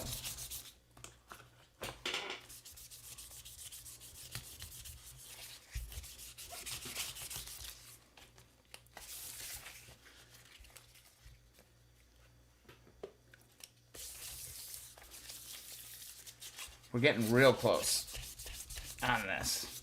Again, I'm just kind of waiting for that silky smooth spot. So this sandpaper just kind of slides all the way around. We're not getting a ton of resistance.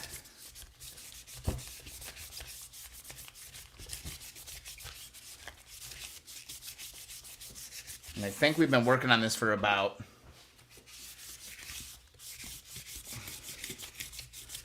52 minutes is my guess.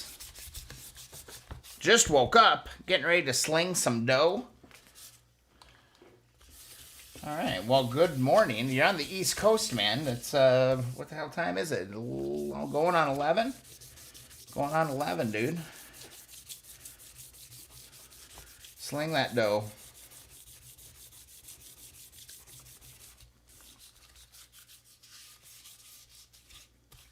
What passage from the book did I read? I did not read from the book tonight. I did not. I just kind of got to work. And I didn't read from the book. You're totally right. God, I am such a douchebag. Terrible host. Did not do that. We should read some of it, though.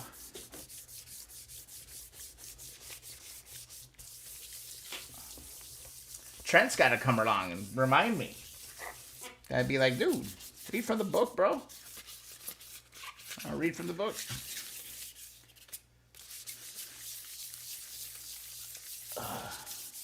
Getting close. Getting close. Getting so close, guys. Oh, the reveal on this. Man, it's going to take a little bit more time, but we are getting there. This is getting there. This is starting to feel really smooth. Starting to come out really good. I'm going to go to one more 600. We're going to hit it a little bit harder. Just keep it going. Yeah. Oh, my goodness. I mean, for the Apocalypse bike, this is almost good enough. Because I just wanted it clean. But, I mean, if we're coming this far, part of me is like, well, why don't we go a little bit further? Why don't we go a little bit further on this? Why don't we try go do that? Why would we stop here? Why wouldn't we just keep going? Right? I'm just going to keep going. I'm going to hit it. We got a nice fresh piece. I'm going to get that grip going. You can feel that sandpaper starting to just grip in, dig in, and then it just gets silky smooth.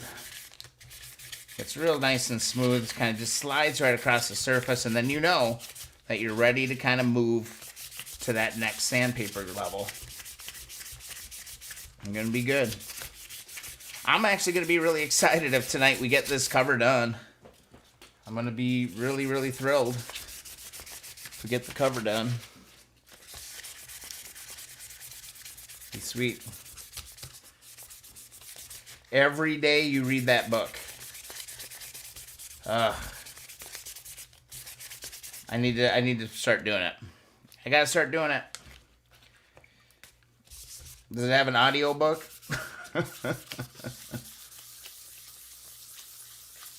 I know, Roger. That's what I was... You're totally right, Roger. If I polish this too much, that sets the standard for the rest of the bike. Thanks, Trent. I really appreciate that. It's a cool little group of people we're building right now. It's a lot of fun. I'm enjoying it. I'm loving that Facebook group. That Facebook group is so much fun. Like, pop in, check that a couple times a day, and sweet. Sweet. All right. I feel like my 600's getting close, man. I feel like my 600's getting real close.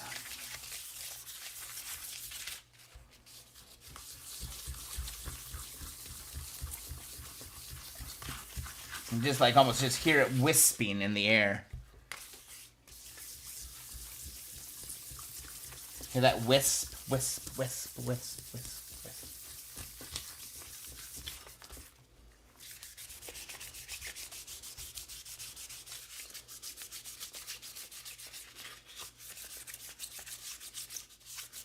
MacGyverize.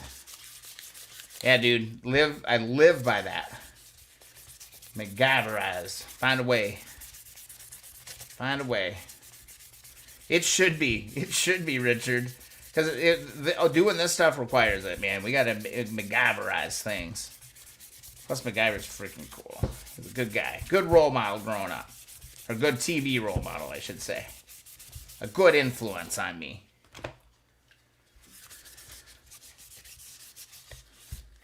Wasn't a huge fan of the last couple seasons of it, but whatever.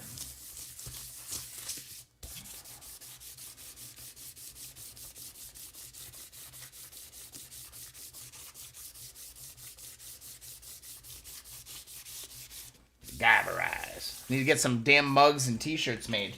Oh, no, then I'd get sued by CBS. So, yeah, that wouldn't work. I probably shouldn't do that. I don't want to get sued by CBS. That would suck. Yeah, I think we're through the 600s, guys.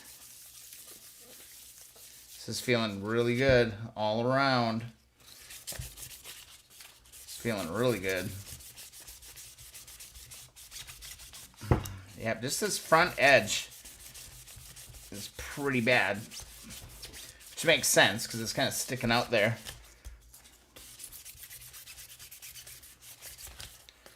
But yeah, I think we may be there on the 600. See what we got. It starts to go really freaking fast from here on out, guys.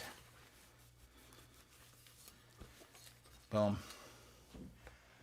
Whew. Again, that nick's gonna stay. I'm just leaving that nick. That's part of the bike. That's looking pretty damn good. Looking good. I'm loving this. All right, 600. I think I'm good there. There's more 600. Cool. More 600. 2,000. 2,000. I need something a little bit less. There's a little 400.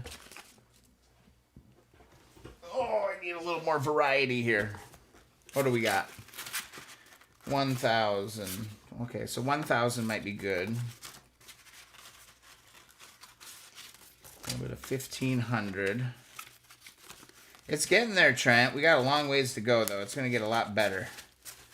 It's going to get a lot better. I'd love to find just a little bit of 800. Do I have just a little piece of 800? 6, 4, 4, 4, 4, 6, 4, 1,000, 400. Man, I actually have a lot more. Hey, Fortru. Fortru time is in the chat. Awesome, good to see you. 400, 100, 400. So we're going to go to 1,000, I guess. That's kind of what we're going to need to do here. Not ideal. I would like to step it up, usually. Want to keep stepping it up. Again, great point. I don't want to out-polish my coverage. Like, you don't want to out-kick your coverage.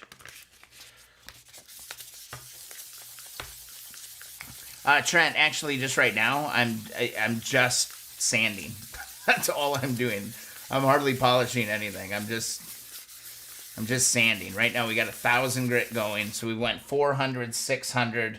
This jump to 1,000 could be a little tough.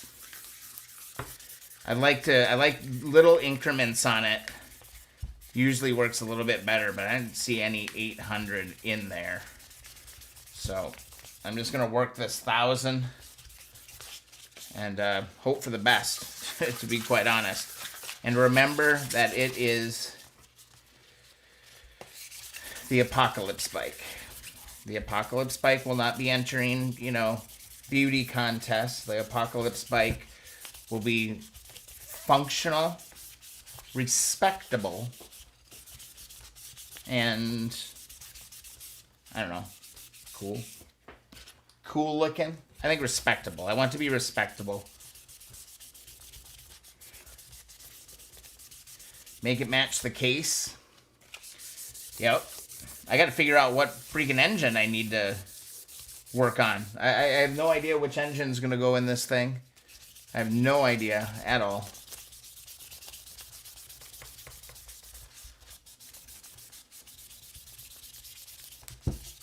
I got 2, and I got to figure out which one it's going to be.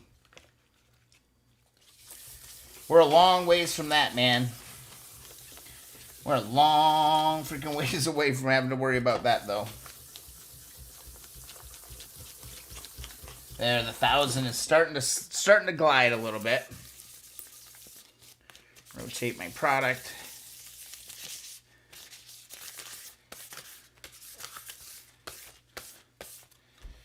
And I've got 2 engines sitting here, and I just kind of need to decide, okay, which one is it going to be? How far? They're little Honda Twins, 350s. But the CC, they're actually not 350s. What are they? They're a little bit smaller. They just call them 350. The word magnesium is cast into the cover. I do lots of dirt bikes, always marked. And it's dull gray in color. Natural most of the time. It's painted. Okay. I think these might be aluminum then. It sure smells like aluminum. Keep your sandpaper wet. My sandpaper got just a little bit dry there. Now I got to go back and work out some scratches. Just remember.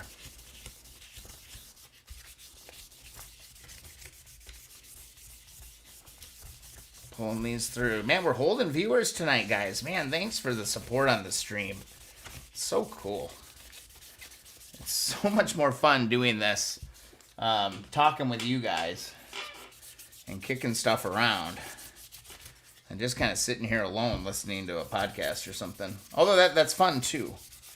It has its moments, but tonight especially, this is really awesome.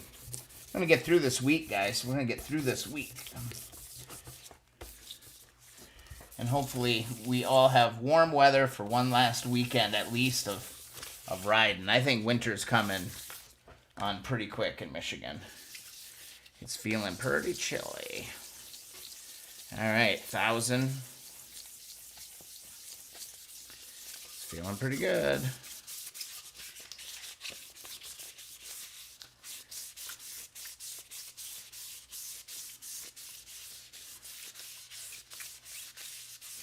Listen to the audiobook. Give us life lessons. I don't think you want life lessons from me. You guys would just have to totally understand that it is coming from a book and not from me. I don't think you want life lessons from me. Not that I have this terrible life or anything, but I think there's better people. Be that messenger. Oh, it's starting to really happen now, guys. This 1,000 is... Oh, sorry about that. This 1,000's starting to glide. It's really starting to glide now.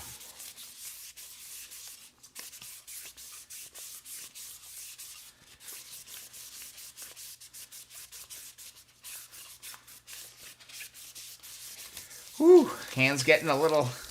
Fingers are getting a little tired here.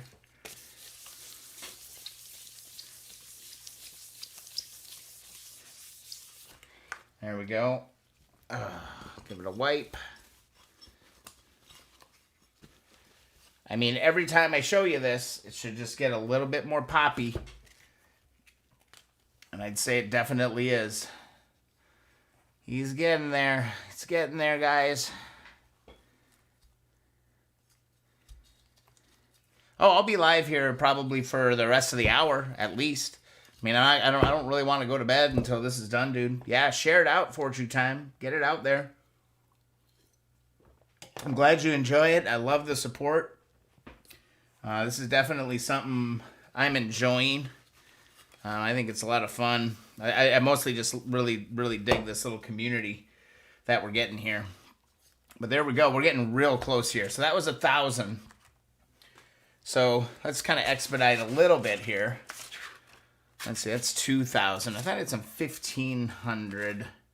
Got some 1,500 right here. Let's push this out. Yeah, this is night and day difference, man. Night and day difference compared to where we started here. Oh, I need to change out this water for sure. Stuff's getting nasty. Got to keep your water clean. Keep rotating your product.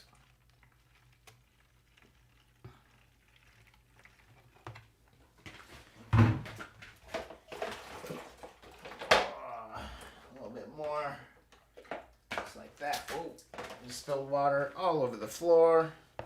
Absolutely love this little work mat. Fortune time. Thanks, bro. That'd be huge, man, if people start rolling up in here. That'd be amazing. See what happens. We're polishing aluminum. And we're on the home stretch, too, guys. I mean, we've worked our way from 400 to 600. Worked our way through 1,000. We worked our way to, what am I doing now? 1,500. And we're just going to keep working this piece till it all starts to come together.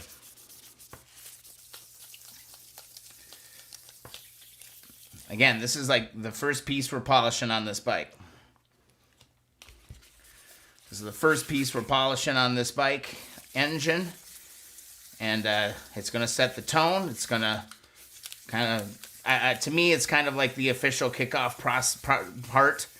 You know, we've taken the time to polish one of the side covers. And now it's going to be kind of game on.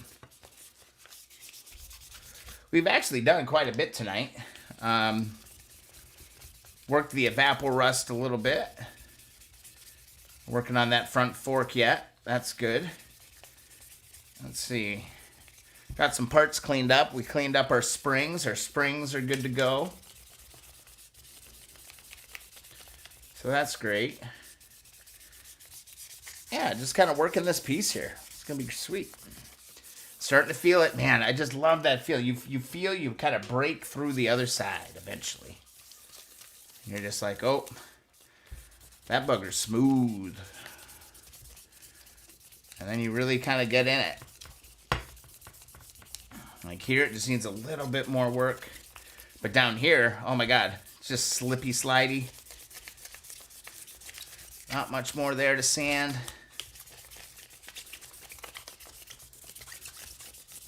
Getting this, man. It can be done by hand, and we are 1 hour and 9 minutes working on this one cover. Okay? That's not bad. 1 hour and 9 minutes of working with a few sheets of sandpaper to get this part to where we're at right now. And if you join the stream late, you can always, on the restreaming, kind of see what we started with. For True Time, you have 10,000 Twitter followers. I wasn't aware that I was amongst a Twitter celebrity. That's a lot of followers, man. That's a lot of followers. I don't think I don't know how, I hardly use my Twitter anymore. But it's incredible. Man, we're getting there, guys. We are really getting there. This cover is going to be sweet. We are bringing this bugger back from the dead tonight. We're going to bring it back from the dead. Oh, man, For True Time, awesome. Thanks for getting the word out, sharing the stream, man. Really appreciate it. We're just working this side cover.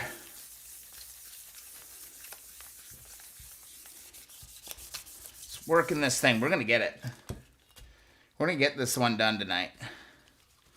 Give this a wipe. Oh. Woohoo! And we're still doing sandpaper. We haven't even gotten to compounds yet. We haven't gotten to any of that yet. A little mucky on there. Love it. I'm going to switch out. I'm going to do... See, that was 1,500. Okay. I'm going to do a little bit more 1,500 just to make sure that we get it all knocked down. If I have another piece. If I have another piece of 1,500. Got my 2,000. I'm good on the 2,000. Emmett, Mr. Jenner, thank you for joining us. Yes, I got one more piece. One more piece of 1,500 that we can attack this with. And then we're going to be really in business, man. Good to see you, Emmett. Thanks for joining the stream. Super cool. We're polishing aluminum tonight. Super thrilling stuff happening on Keep On Wrenching. No wrenches involved, just a whole ton of sandpaper. That's pretty much all we're doing.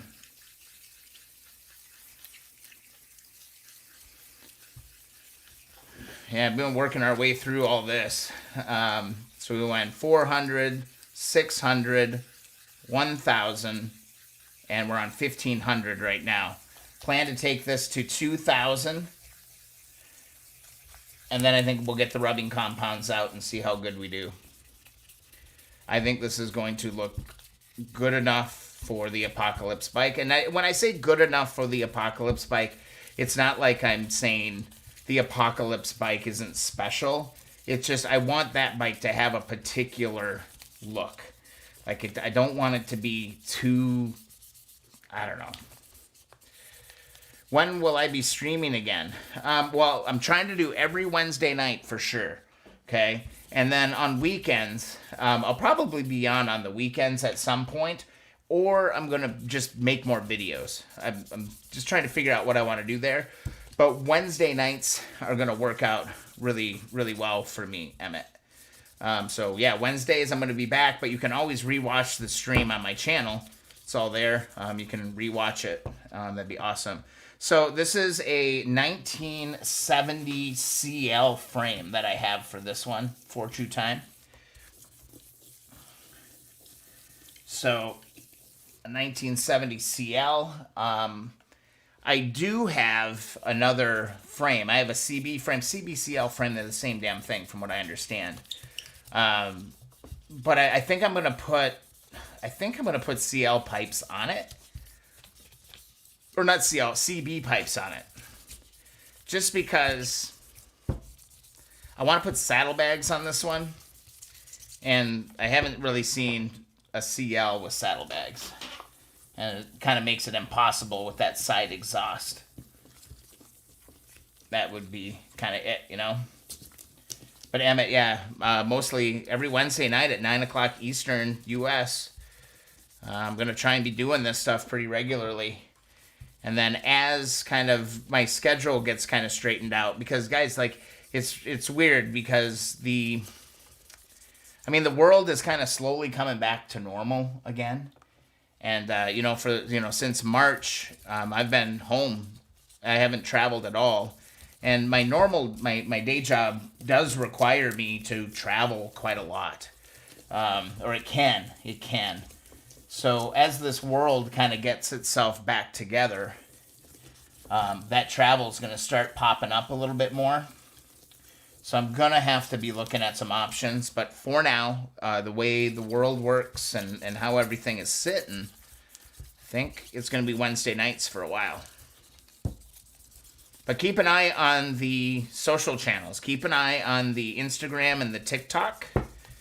And I'll put updates on there. I'll also post some updates on YouTube if I'm planning on streaming at some point. I'll try to give you guys a little bit more of a heads up when I'm going to go live. I wasn't sure I was going to be able to go live tonight because I had kind of a late meeting that I had to be at. It started at 7, and sometimes they can get a little long-winded. So I wasn't sure if I was going to be able to do it, but got the agenda. I took a look at it. And I was like, you know what? Let's go for it. Let's make it a day. Yeah, David. Nothing like a polished, elbow grease, tons of satisfaction. I wish I would have taken a pre-photo of this just say where we started with this cover. But this is a major transformation in this part. This is literally, you know, we're saving these old parts one piece at a time, and yeah, it's a beautiful, beautiful thing. I really enjoy it. A lot of people, you know, have their own methods. They have their own, you know, processes, bringing in electric tools and all of that. And while I understand that, and while, you know, time really is kind of a commodity, this is kind of part of the process that I really enjoy. I don't know. I don't mind putting the time in. It's all good. You can always say I did that.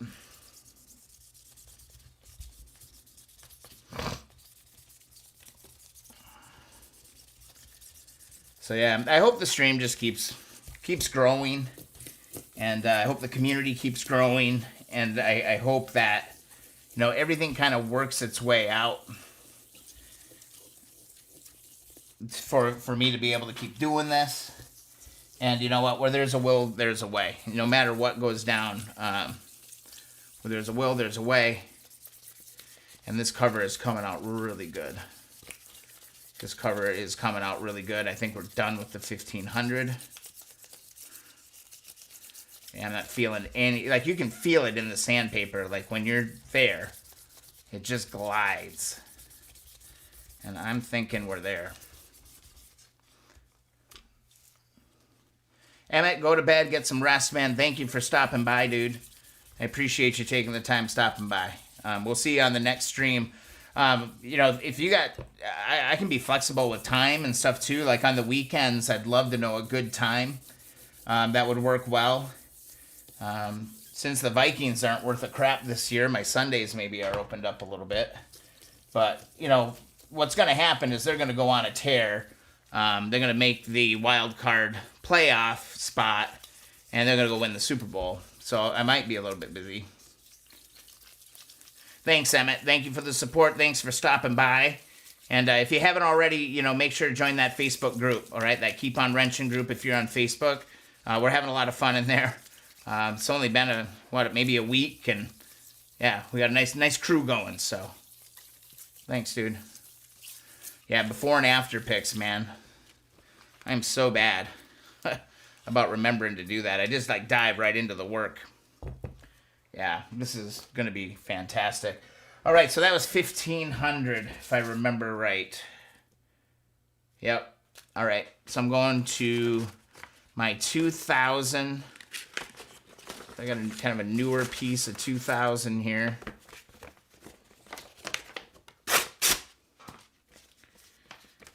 And we'll do this. I'm going to, again, get clean water. Kind of after each run, I just like to get fresh water because, you know, this water, it just gets all dirty, gets all clunked up, and you don't want to be throwing that stuff back down into your metal. So, get this bucket of water, get myself a little bit more water. And we're on the home stretch. We are on the home stretch, guys. We're going to the 2000 sandpaper. And we're just going to keep going. Okay, we're going to do this. It really is, Trent, man. It's about the journey. It really is. There, you can feel it's like kind of rough. It's getting rough. It's like, oh, why are you doing this? I was so smooth. But now, you know, now it's not. Because now we got to work our way down into this grip. Do I like the CB exhaust more than the CL? Well, one, the CB exhaust is a hell of a lot easier to put on and off. The CL one is really kind of a pain. But on this bike, I really want to have saddlebags, or I want side storage. And the CL, I mean, with that side pipe, it just kind of ruins that whole concept. So I think I'll just end up putting CB pipes on it, so I can put the bags on it. That's really the only reason. I just have never seen a CL. Yeah, unless the only reason I could do the CL pipes was if I could find a rear luggage rack. if I could find a good vintage rear luggage rack, I would just do the luggage rack on it, attach like a really cool bag or something to it, and call it good, and put the CL pipes on it. I'd be okay with that, but I'm not going to hold my breath on finding one of those damn luggage racks. Like, they evaporate in the marketplace very quickly. And I have yet to be able to acquire one. It's really maddening. I mean, the day will come, but I also don't want to sit around. And it's not like I need it either. You know, it's not like, oh, the bike cannot go on. And plus the exhaust can, I mean, look, that's a decision we can make a long time from now. I don't need to make that decision right now. I got plenty of work to do between then and now. I mean, we're going to be pivoting on this project quite a bit, I think.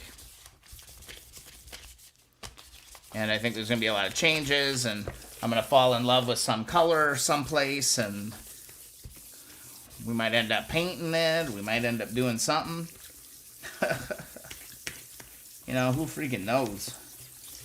We are really getting close, guys, on the 2,000. This is so great. So good. So good. We're going to make it.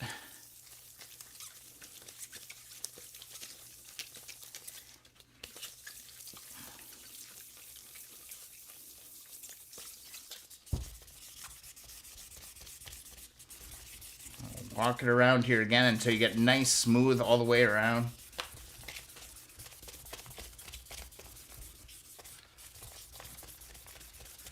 I mean, I don't think that this is a bad time to spend an hour and 23 minutes on. You know, we started working on this about an hour into the stream. So I know I've been working on it for about an hour and 23 minutes. And this piece was nasty. You know, it really was. It was in terrible shape.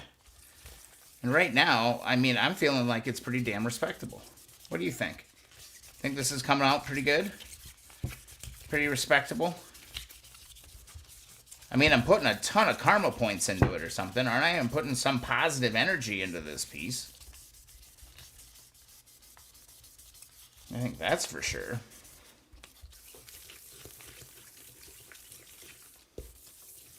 Man, so close. So close, so close. I want to make sure I'm not missing your chats like I did the other night. Let's see, we'll go back. Yeah, I'm not sure if I'm supposed to be watching top chat or live chat. I thought I needed to be on live chat, but whatever. If I'm not seeing your chats, guys, it is nothing personal, okay? Like if I'm not responding to them, I just might not be seeing them on my screen. Sometimes it kind of hiccups out. I want to be engaged with you. That's you guys are kind of the community. You're what's fun about all this. So I think we're gonna get there, guys. Feeling real good about this. I think this is gonna look really good.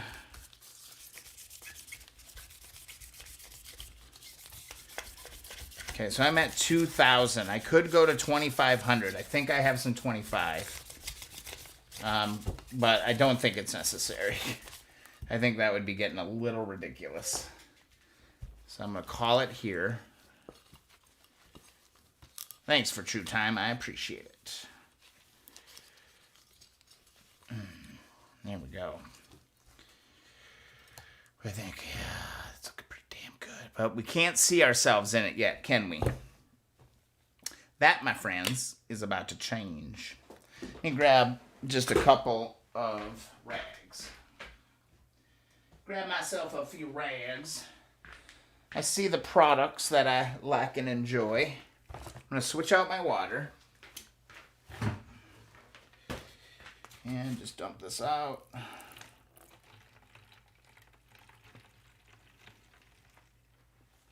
Just got a jug. Just putting that stuff in for now. Alright. So get a little bit more fresh water. Forget what this was, but I'm just going to hit it with it. I really love this little polishing pad. It's like a soup. It's like a 3,000 or something like that. It gets out all the fine scratches. It's like literally like a foam pad. Like this, honestly, could be where I would stop on this bike. Like, I would be okay with the quality of polish that I kind of have on this right now. But I don't feel like stopping yet. So I might just end up boxing myself in a corner. And making myself do a whole lot of polishing that I don't want to do later. But yeah, here we go. Let's grab a paper towel here. Yeah, and even just a few passes with this little foam thing can really help. But what I have seen, oops, sorry about that. I need to grab a quick drink of coffee.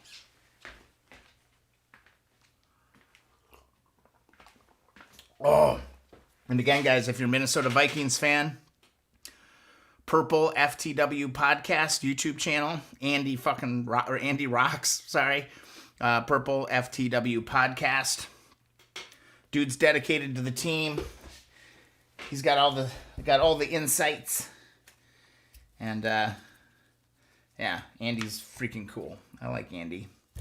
What we're gonna do, we're gonna shake something up. I'm getting kind of low on it. I'm getting a little sad. But I'm gonna go to my Colonel Brassy. That's what I'm gonna do with this part right here. And we're going to just start hitting it. You don't need much of the Colonel Brassy. But that's that texture that it should be. For those of you who've been buying it and having some issues. And now what we do is we start rubbing. We're just going to start rubbing. Using the Colonel Brassy to clean and get it all nice and even.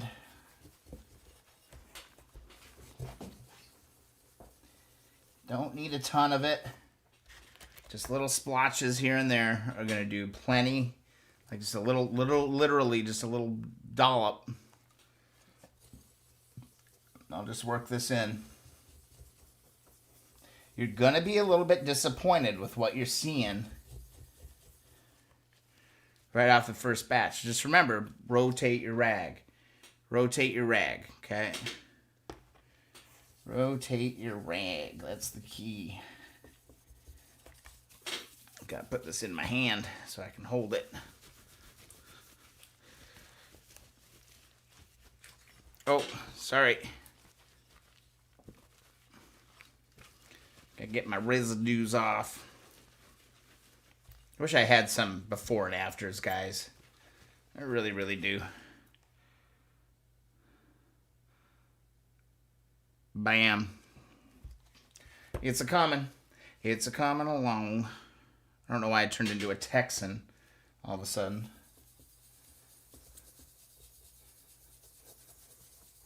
Don't know why I turned into a Texan all of a sudden. Keep working this one part here.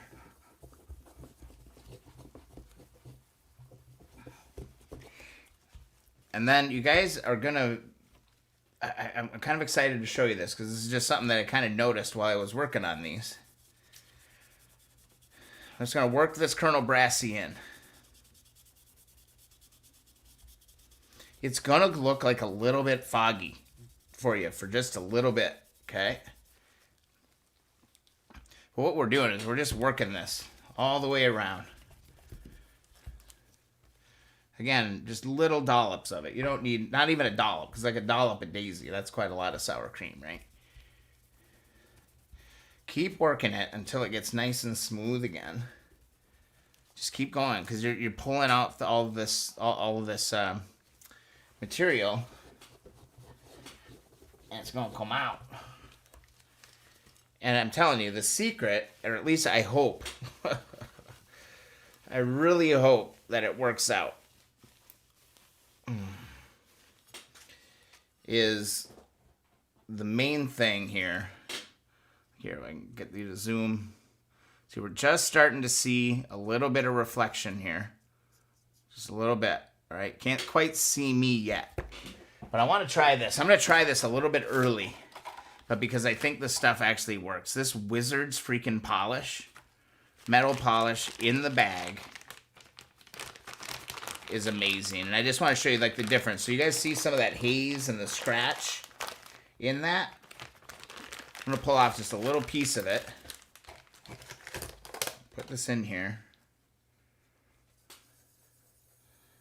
And I'm going to just start applying this in, and it's going to turn black. Okay, but I'm pushing with some pretty firm pressure.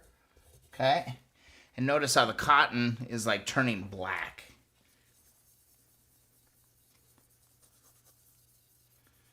You know, you might not even need to use that Colonel Brassy, but what I like about the Colonel Brassy is that it does, to me, you know, looking at it here, it feels like it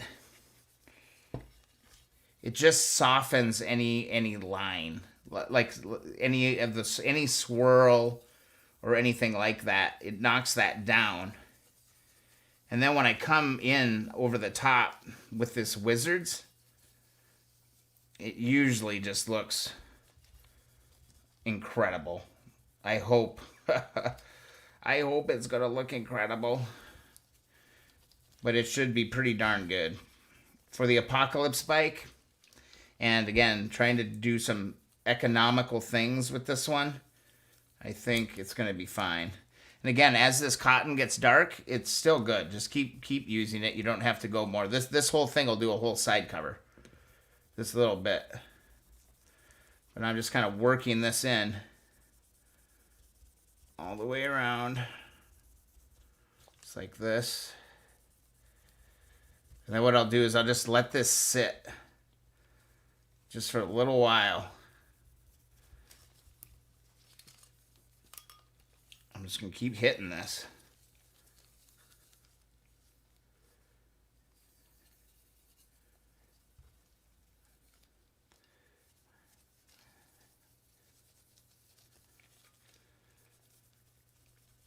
There we go.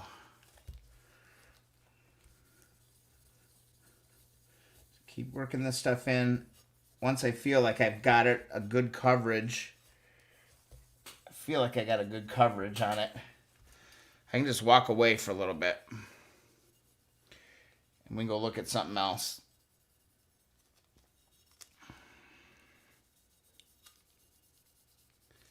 Just like that. See, that's kind of just got that black all over it. That's what we want. That's what we want. There we go. Let's just leave this alone for a second. And grab my purple FTW for the win. Purple for the win. Actually, you just need to give my fingers just a little bit of a break, because it's been doing this for an hour and 34 minutes. It's a long time. Still kind of staring at this breaking caliper paint. I'm kind of leaning towards doing the frame with this.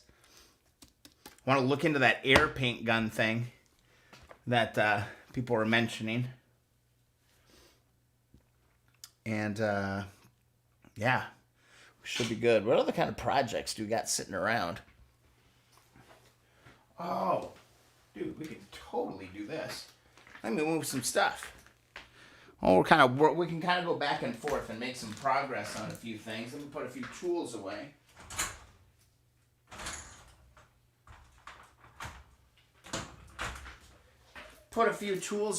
And we'll continue on. But I want to show you some stuff. I want to show you some stuffs.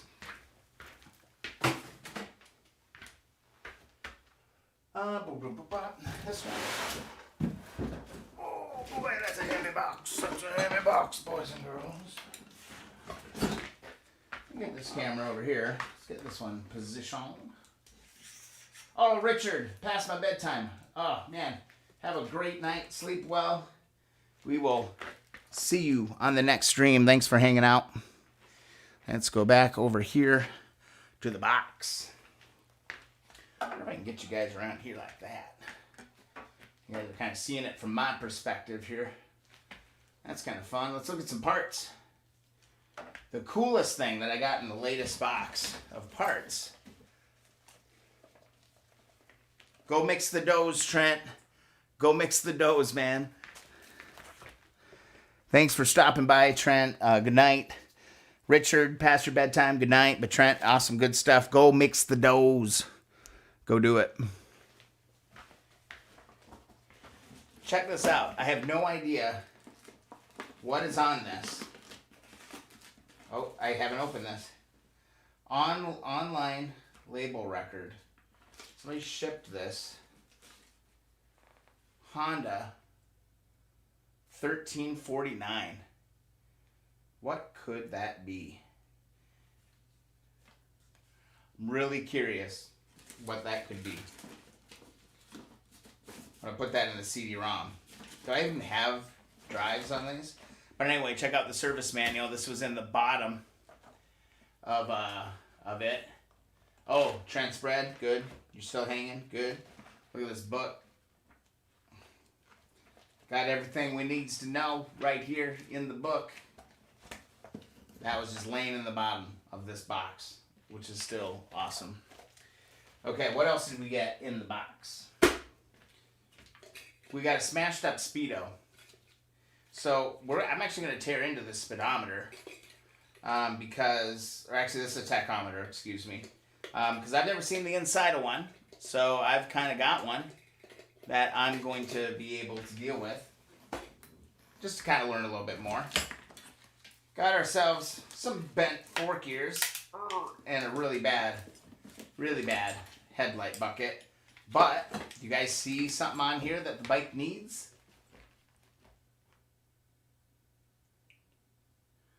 Okay, Trent. You're out of control. Out of control. Check this out. We got the reflectors right here. And they're the bigger ones, so they're the later style. Oh, I gotta get my mic over here, guys. Sorry about that. Trent needs to hear my voice. Okay, there we go. Love this, too. It's got, like, the Missouri inspection tag still on it. That's so neat. But I'm really excited because I've got a reflector that I can use on this one, and I've got a reflector. So I got a full set right here. Just like that. And looks like we got one good lens. And maybe one good body. Bulbs broke off inside here. So, yeah.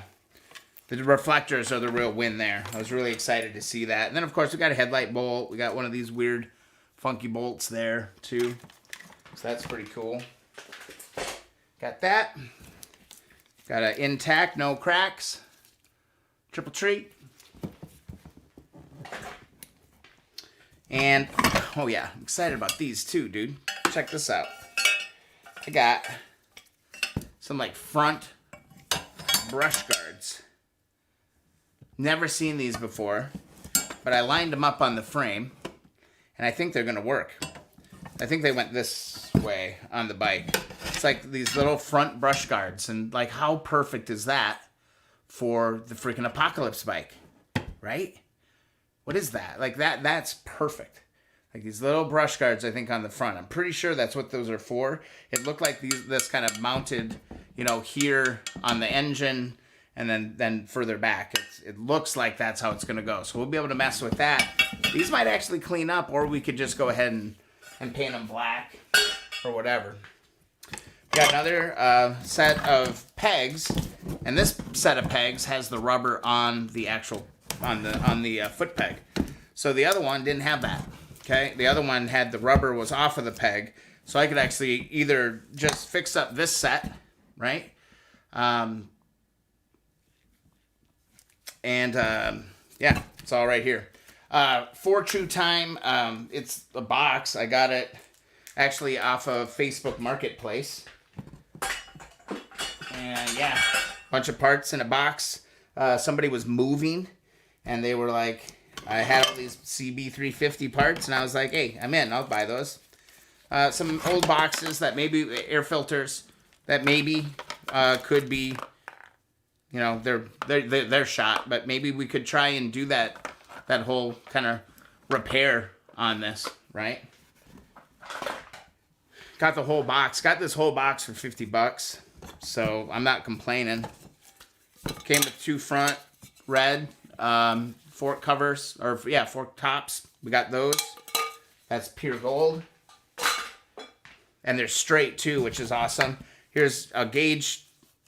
Okay, this one's got a trip on it, so this would be miles. It's 50 bucks. So in case you find broken glass or anything, we got a gauge here, which is cool. I got a hell of a deal on it because I was going to go and spend quite a bit more than that on the box, but he sold the rear luggage rack that I wanted.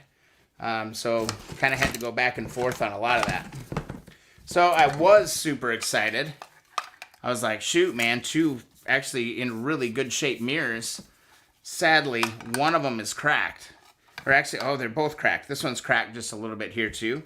Might be able to replace that, but look at the chrome on these. It's in really good shape. We could polish these up really, really, really, really, really fast. That would not be very hard to do at all. Here's the lower right there. This will sandblast, clean up real easy. So again, like for $50, I think I got ahead of the game here a little bit. Here's a little nut. I got another another cut rear brake pedal. Like, why do people keep doing that? Do they just get so frustrated with that rear nut that they just cut them off? Like, yeah, I keep finding them all cut up like this. I mean, I get that bolt's tough, but whatever. So we got another rear brake pedal. Here we go. A pretty clean looking set of shocks.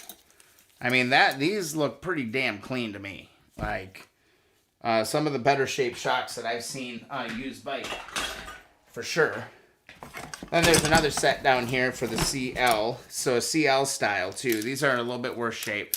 Again, probably not going to end up using those. Kind of a fan of buying new shocks. Let's see. There's some other stuff. Okay, so we got a rear brake. Some asbestos brake pads. Nothing too great there. That no big find. But we got some more cables. Okay, so we got our clutch cable here. Might as well pull that out if we can. Come on, buddy. These are always so tough. It's like that. Yeah. Hey, this is in one piece as well. Oh, wait. Do I get the wrong end?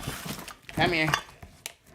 Yeah, it's in one piece, but it's looks like it's seized up a little bit. Yeah, a lot of the parts aren't bad at all. But more cables. I can actually just hang these cables up, get these out of the way for now. And what we got here, a random spark plug cable for a 1987 GMC pickup. Another clutch cover, which is actually nice because I actually have a broken one where this is actually broke off. One random motorcycle grip, brand new in the packaging, just like that. Super random. Would have been cool if there was a matching set. That would have been really nice, but there's not. Don't know what this is for. This, you know what? Looking at this now, I bet that this is a handlebar. You can move your handlebars up or forward here. That's, by golly, that's what this is. I put the 2 and 2 together. That's what that is, right, guys? Do you guys recognize that part? It sure looks like it'd be something that you would put on the triple tree to like move your bars forward or bring them forward or back. You can flip it either way. That's kind of a good find. I'm gonna leave these out for the Apocalypse bike for sure. Let's see, broken grip, piece of pipe, some of those. A bunch of rubbers. I'm not sure what these are for. These look cut. These aren't Honda for sure. None of this is Honda at all. I'm going to show you. Oh, here's a rear spacer for the rear wheel. This is where the gold is.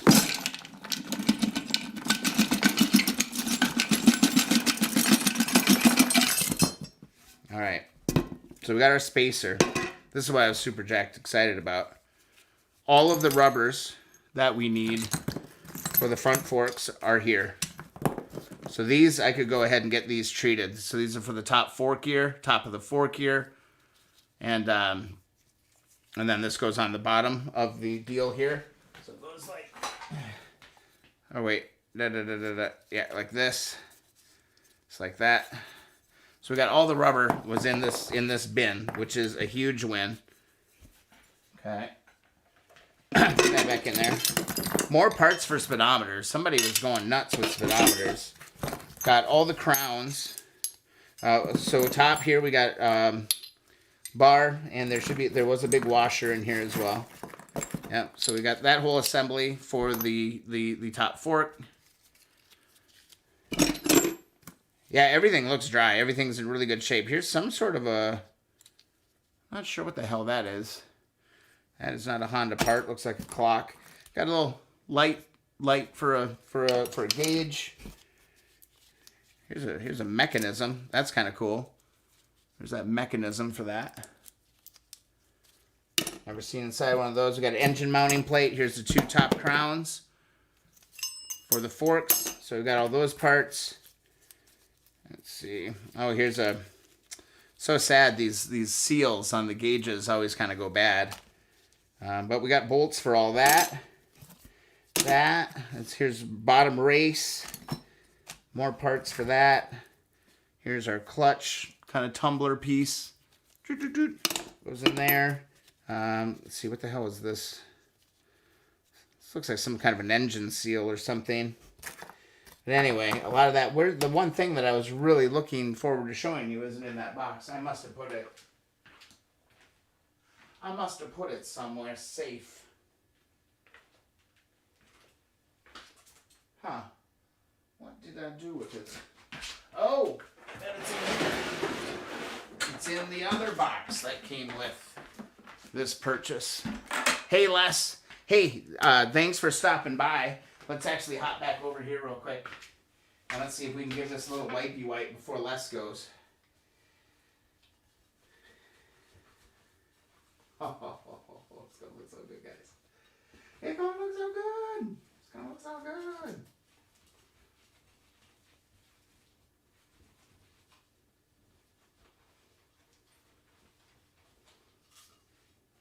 Boom. Dude, there you can see me in that. Hey, yo. A little bit of a difference there. There we can see. There you can see that WD-40 can over there. Let's just look at that for a little while. Have a great night, Les. How about that, guys? An hour and 49 minutes, and we weren't even working the last 20 minutes.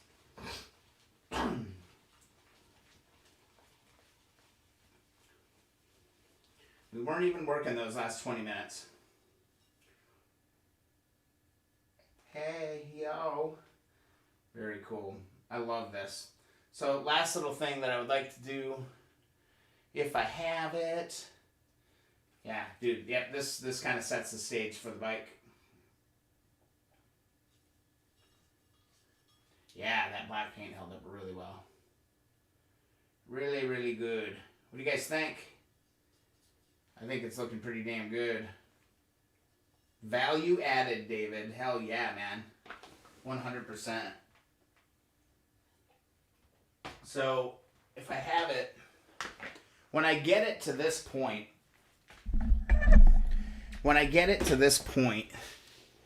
I really do like to seal it.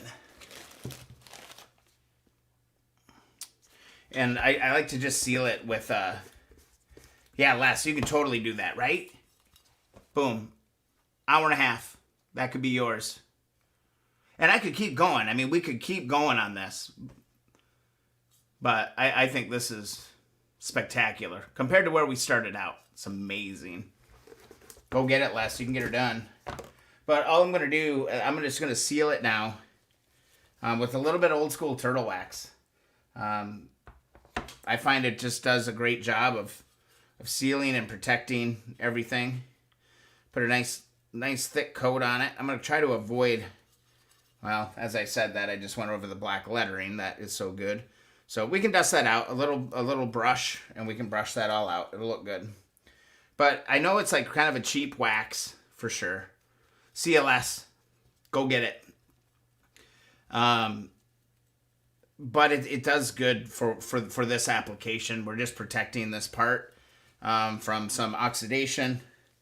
It's a good first step. And then what I like to do is when it's on the bike, I use, it's like a McGuire's spray and wash. And these things are holding up really, really well on my bike. So just a little bit of turtle wax at the end after you hit it with that. You know, thinking about it, I could probably just skip the Colonel Brassy and try it and going straight to the Wizards. But what fun would that be? So let's move this down. Now, I totally forgot about this. With my purchase of $50, I got a whole bucket of parts. And I got a free bucket out of the deal, which is really cool. But I got a ton of stuff out of this. Rear brake light mount. Killer, right? Check this out. How ridiculous is this? So somebody couldn't figure out how to get the starter solenoid off, is what I'm guessing. And they just decided to just cut the entire battery box. Look at that. So there's starter solenoid. There's the starter wire. It's all wrapped up around here. There's a wiring harness. But yeah, I just cut the battery box right off. Not crazy. Impatience. Oh my goodness. Look what I found, guys. This is a little golden nugget right here. Let's see if we can get this off. This little seal.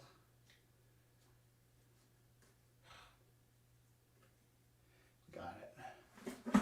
This is 15, 20 bucks easy right here, just having this.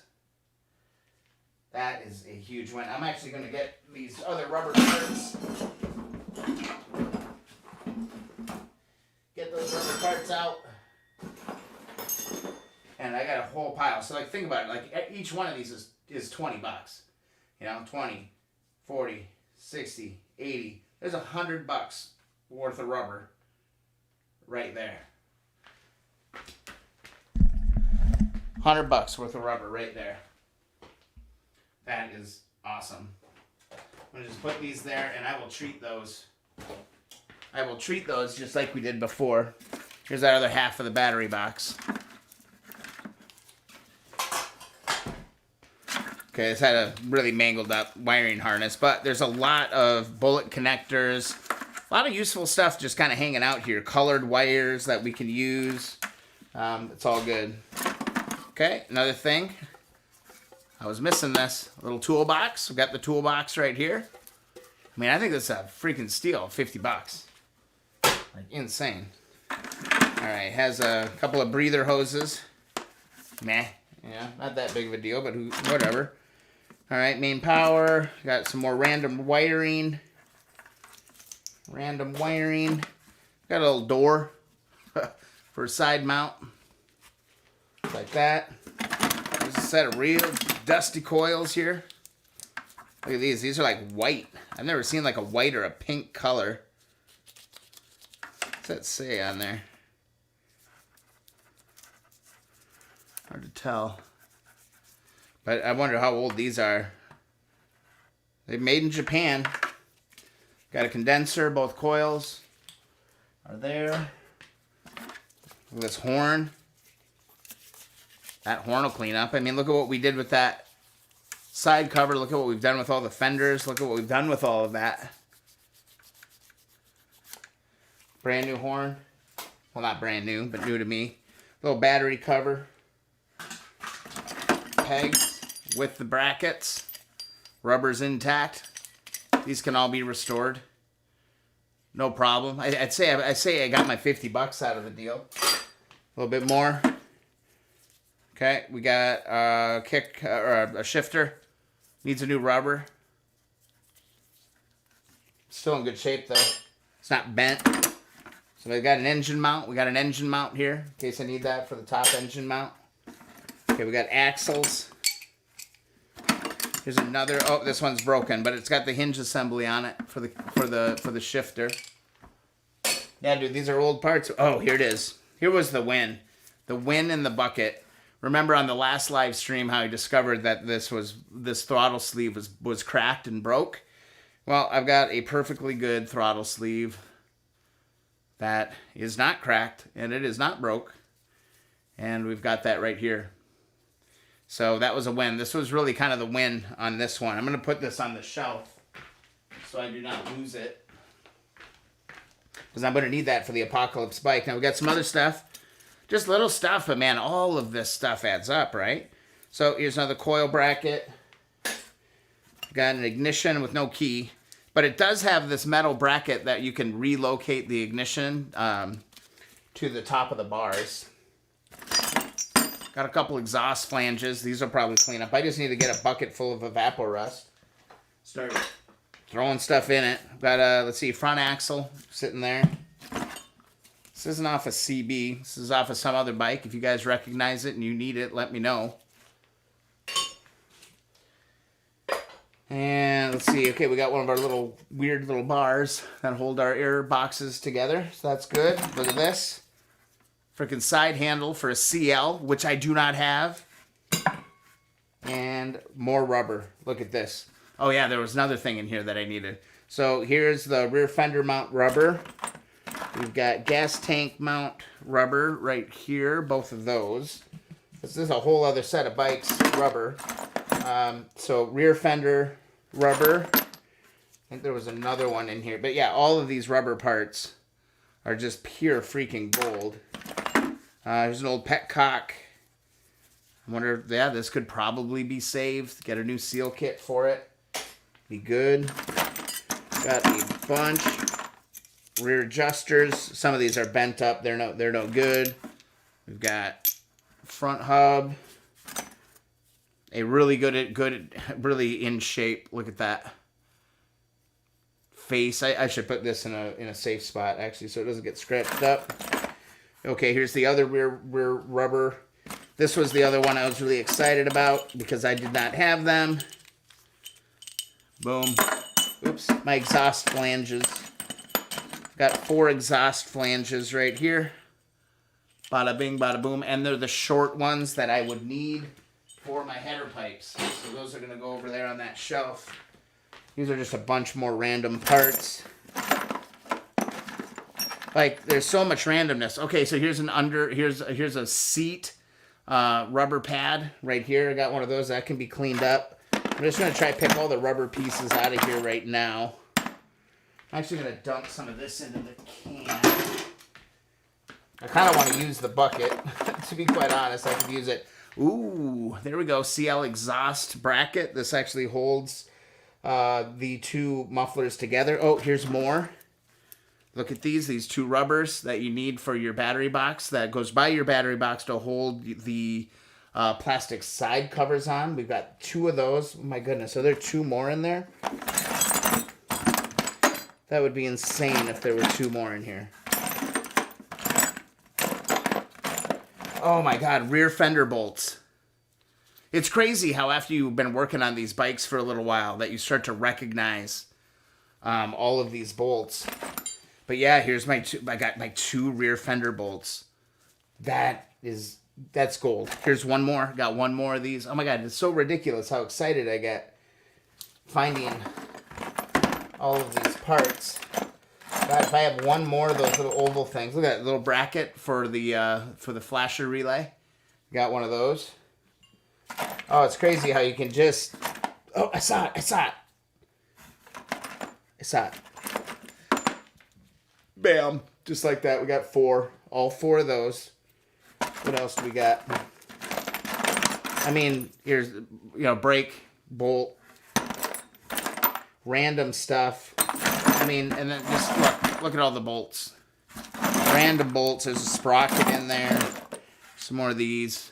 For the top. Hinge for the seat. This bucket is just filled. I mean, for $50. Okay, these ones, these are game changing. These two, this set right here, dude, on eBay, I should go to eBay right now and take a look. This is $35 easy, just for this stuff alone, just for this. Then I add in. Oh God, where'd it go? Come back. Run all this in. Cut. Like that. Oh, come back. We got the rear fender. Man, we made a killing for the rear fender here. We've got, okay, I don't need that. I don't think I need that. But then we also have this rear handle in the hinge. So, absolutely killer. I'm gonna hold on to all that. That's all going on the shelf because that's all high value stuff. And then what I want to do is I'm going to take this face. Look at how good a shape that is. It's absolutely amazing. I'm going to take, let's see, I'm actually just going to combine these two for now. And the wax is almost ready to come off of the side cover that we dealt with today.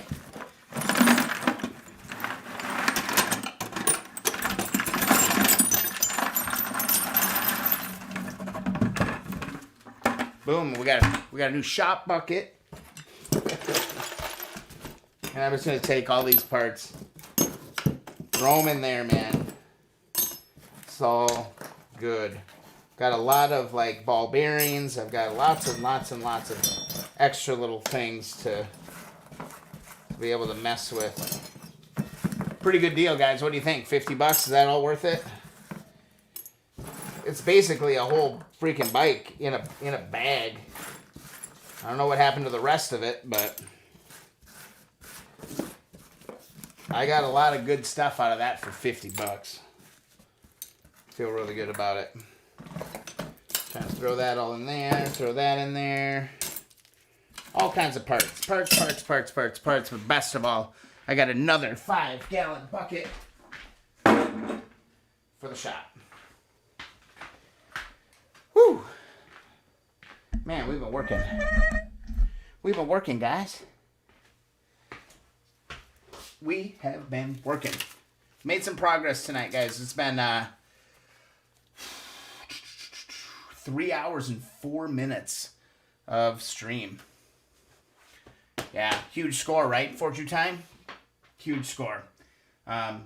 This is so cool. It is flawless. It is beautiful. I have no idea what kind of bike it came out of. But we're going to keep it safe. And what I'm going to do now is I'm going to grab a brand new and clean. Actually, let me turn this off.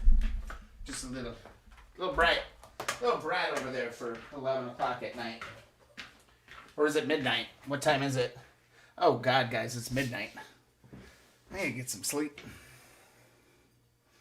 All right, we're going to wipe the wax off. We're going to wipe the wax off. And we're going to call it a night. Just like that. What's a little dirty? What's a little dirty fortune time? All the parts? Yeah, they're dirty. But take a look at what's in my hand right now. It's all going to come back, baby. We can get it all back.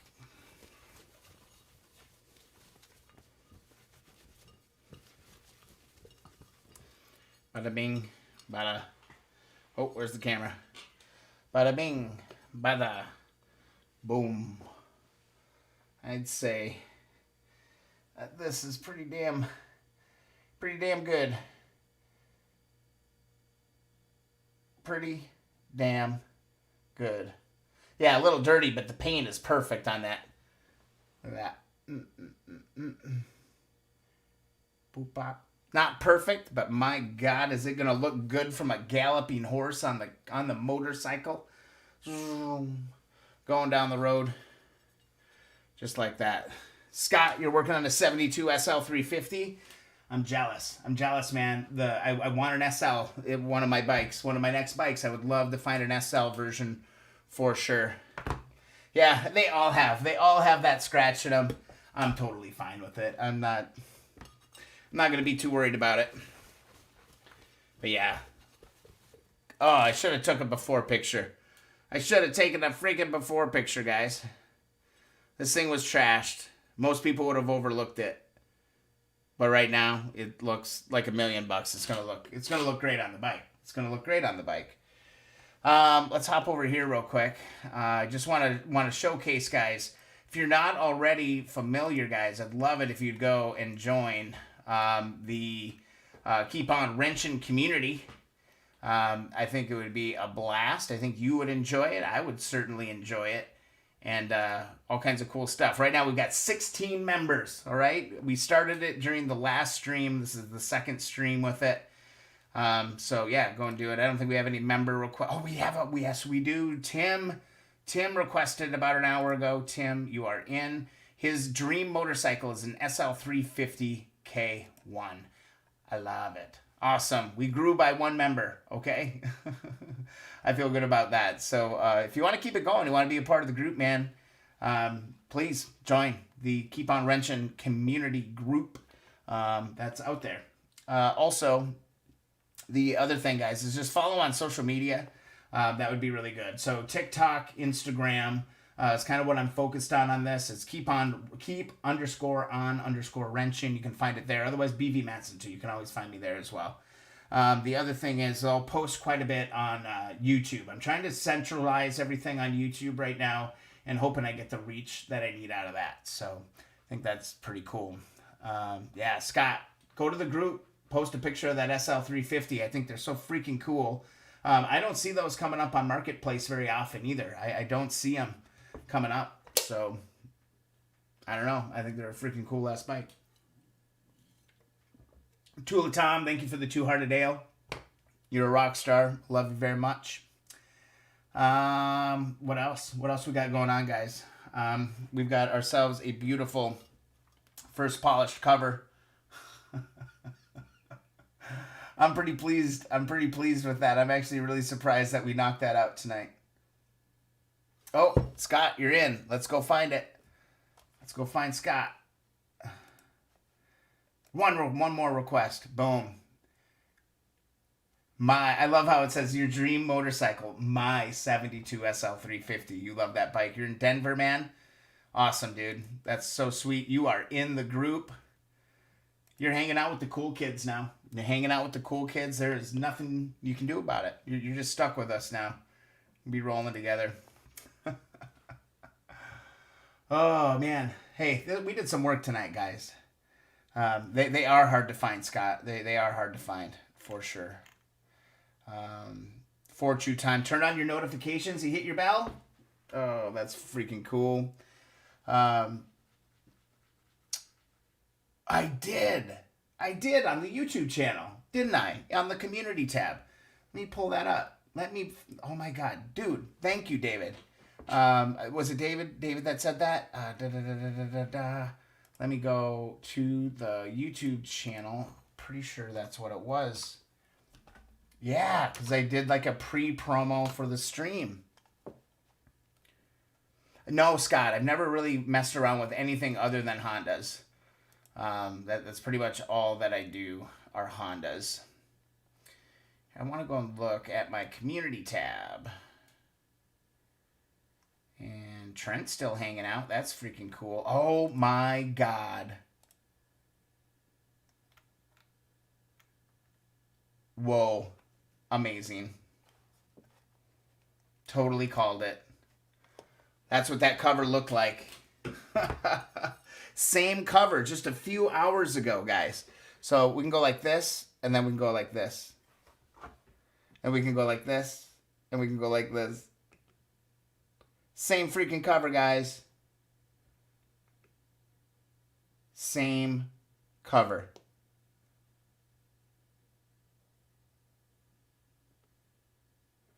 Hour and 40 minutes? We knocked that out? No joke. That is the same cover. If you have a crusty old cover just like that, and you put an hour and a half into it, that's what you're going to end up with, guys. How about that?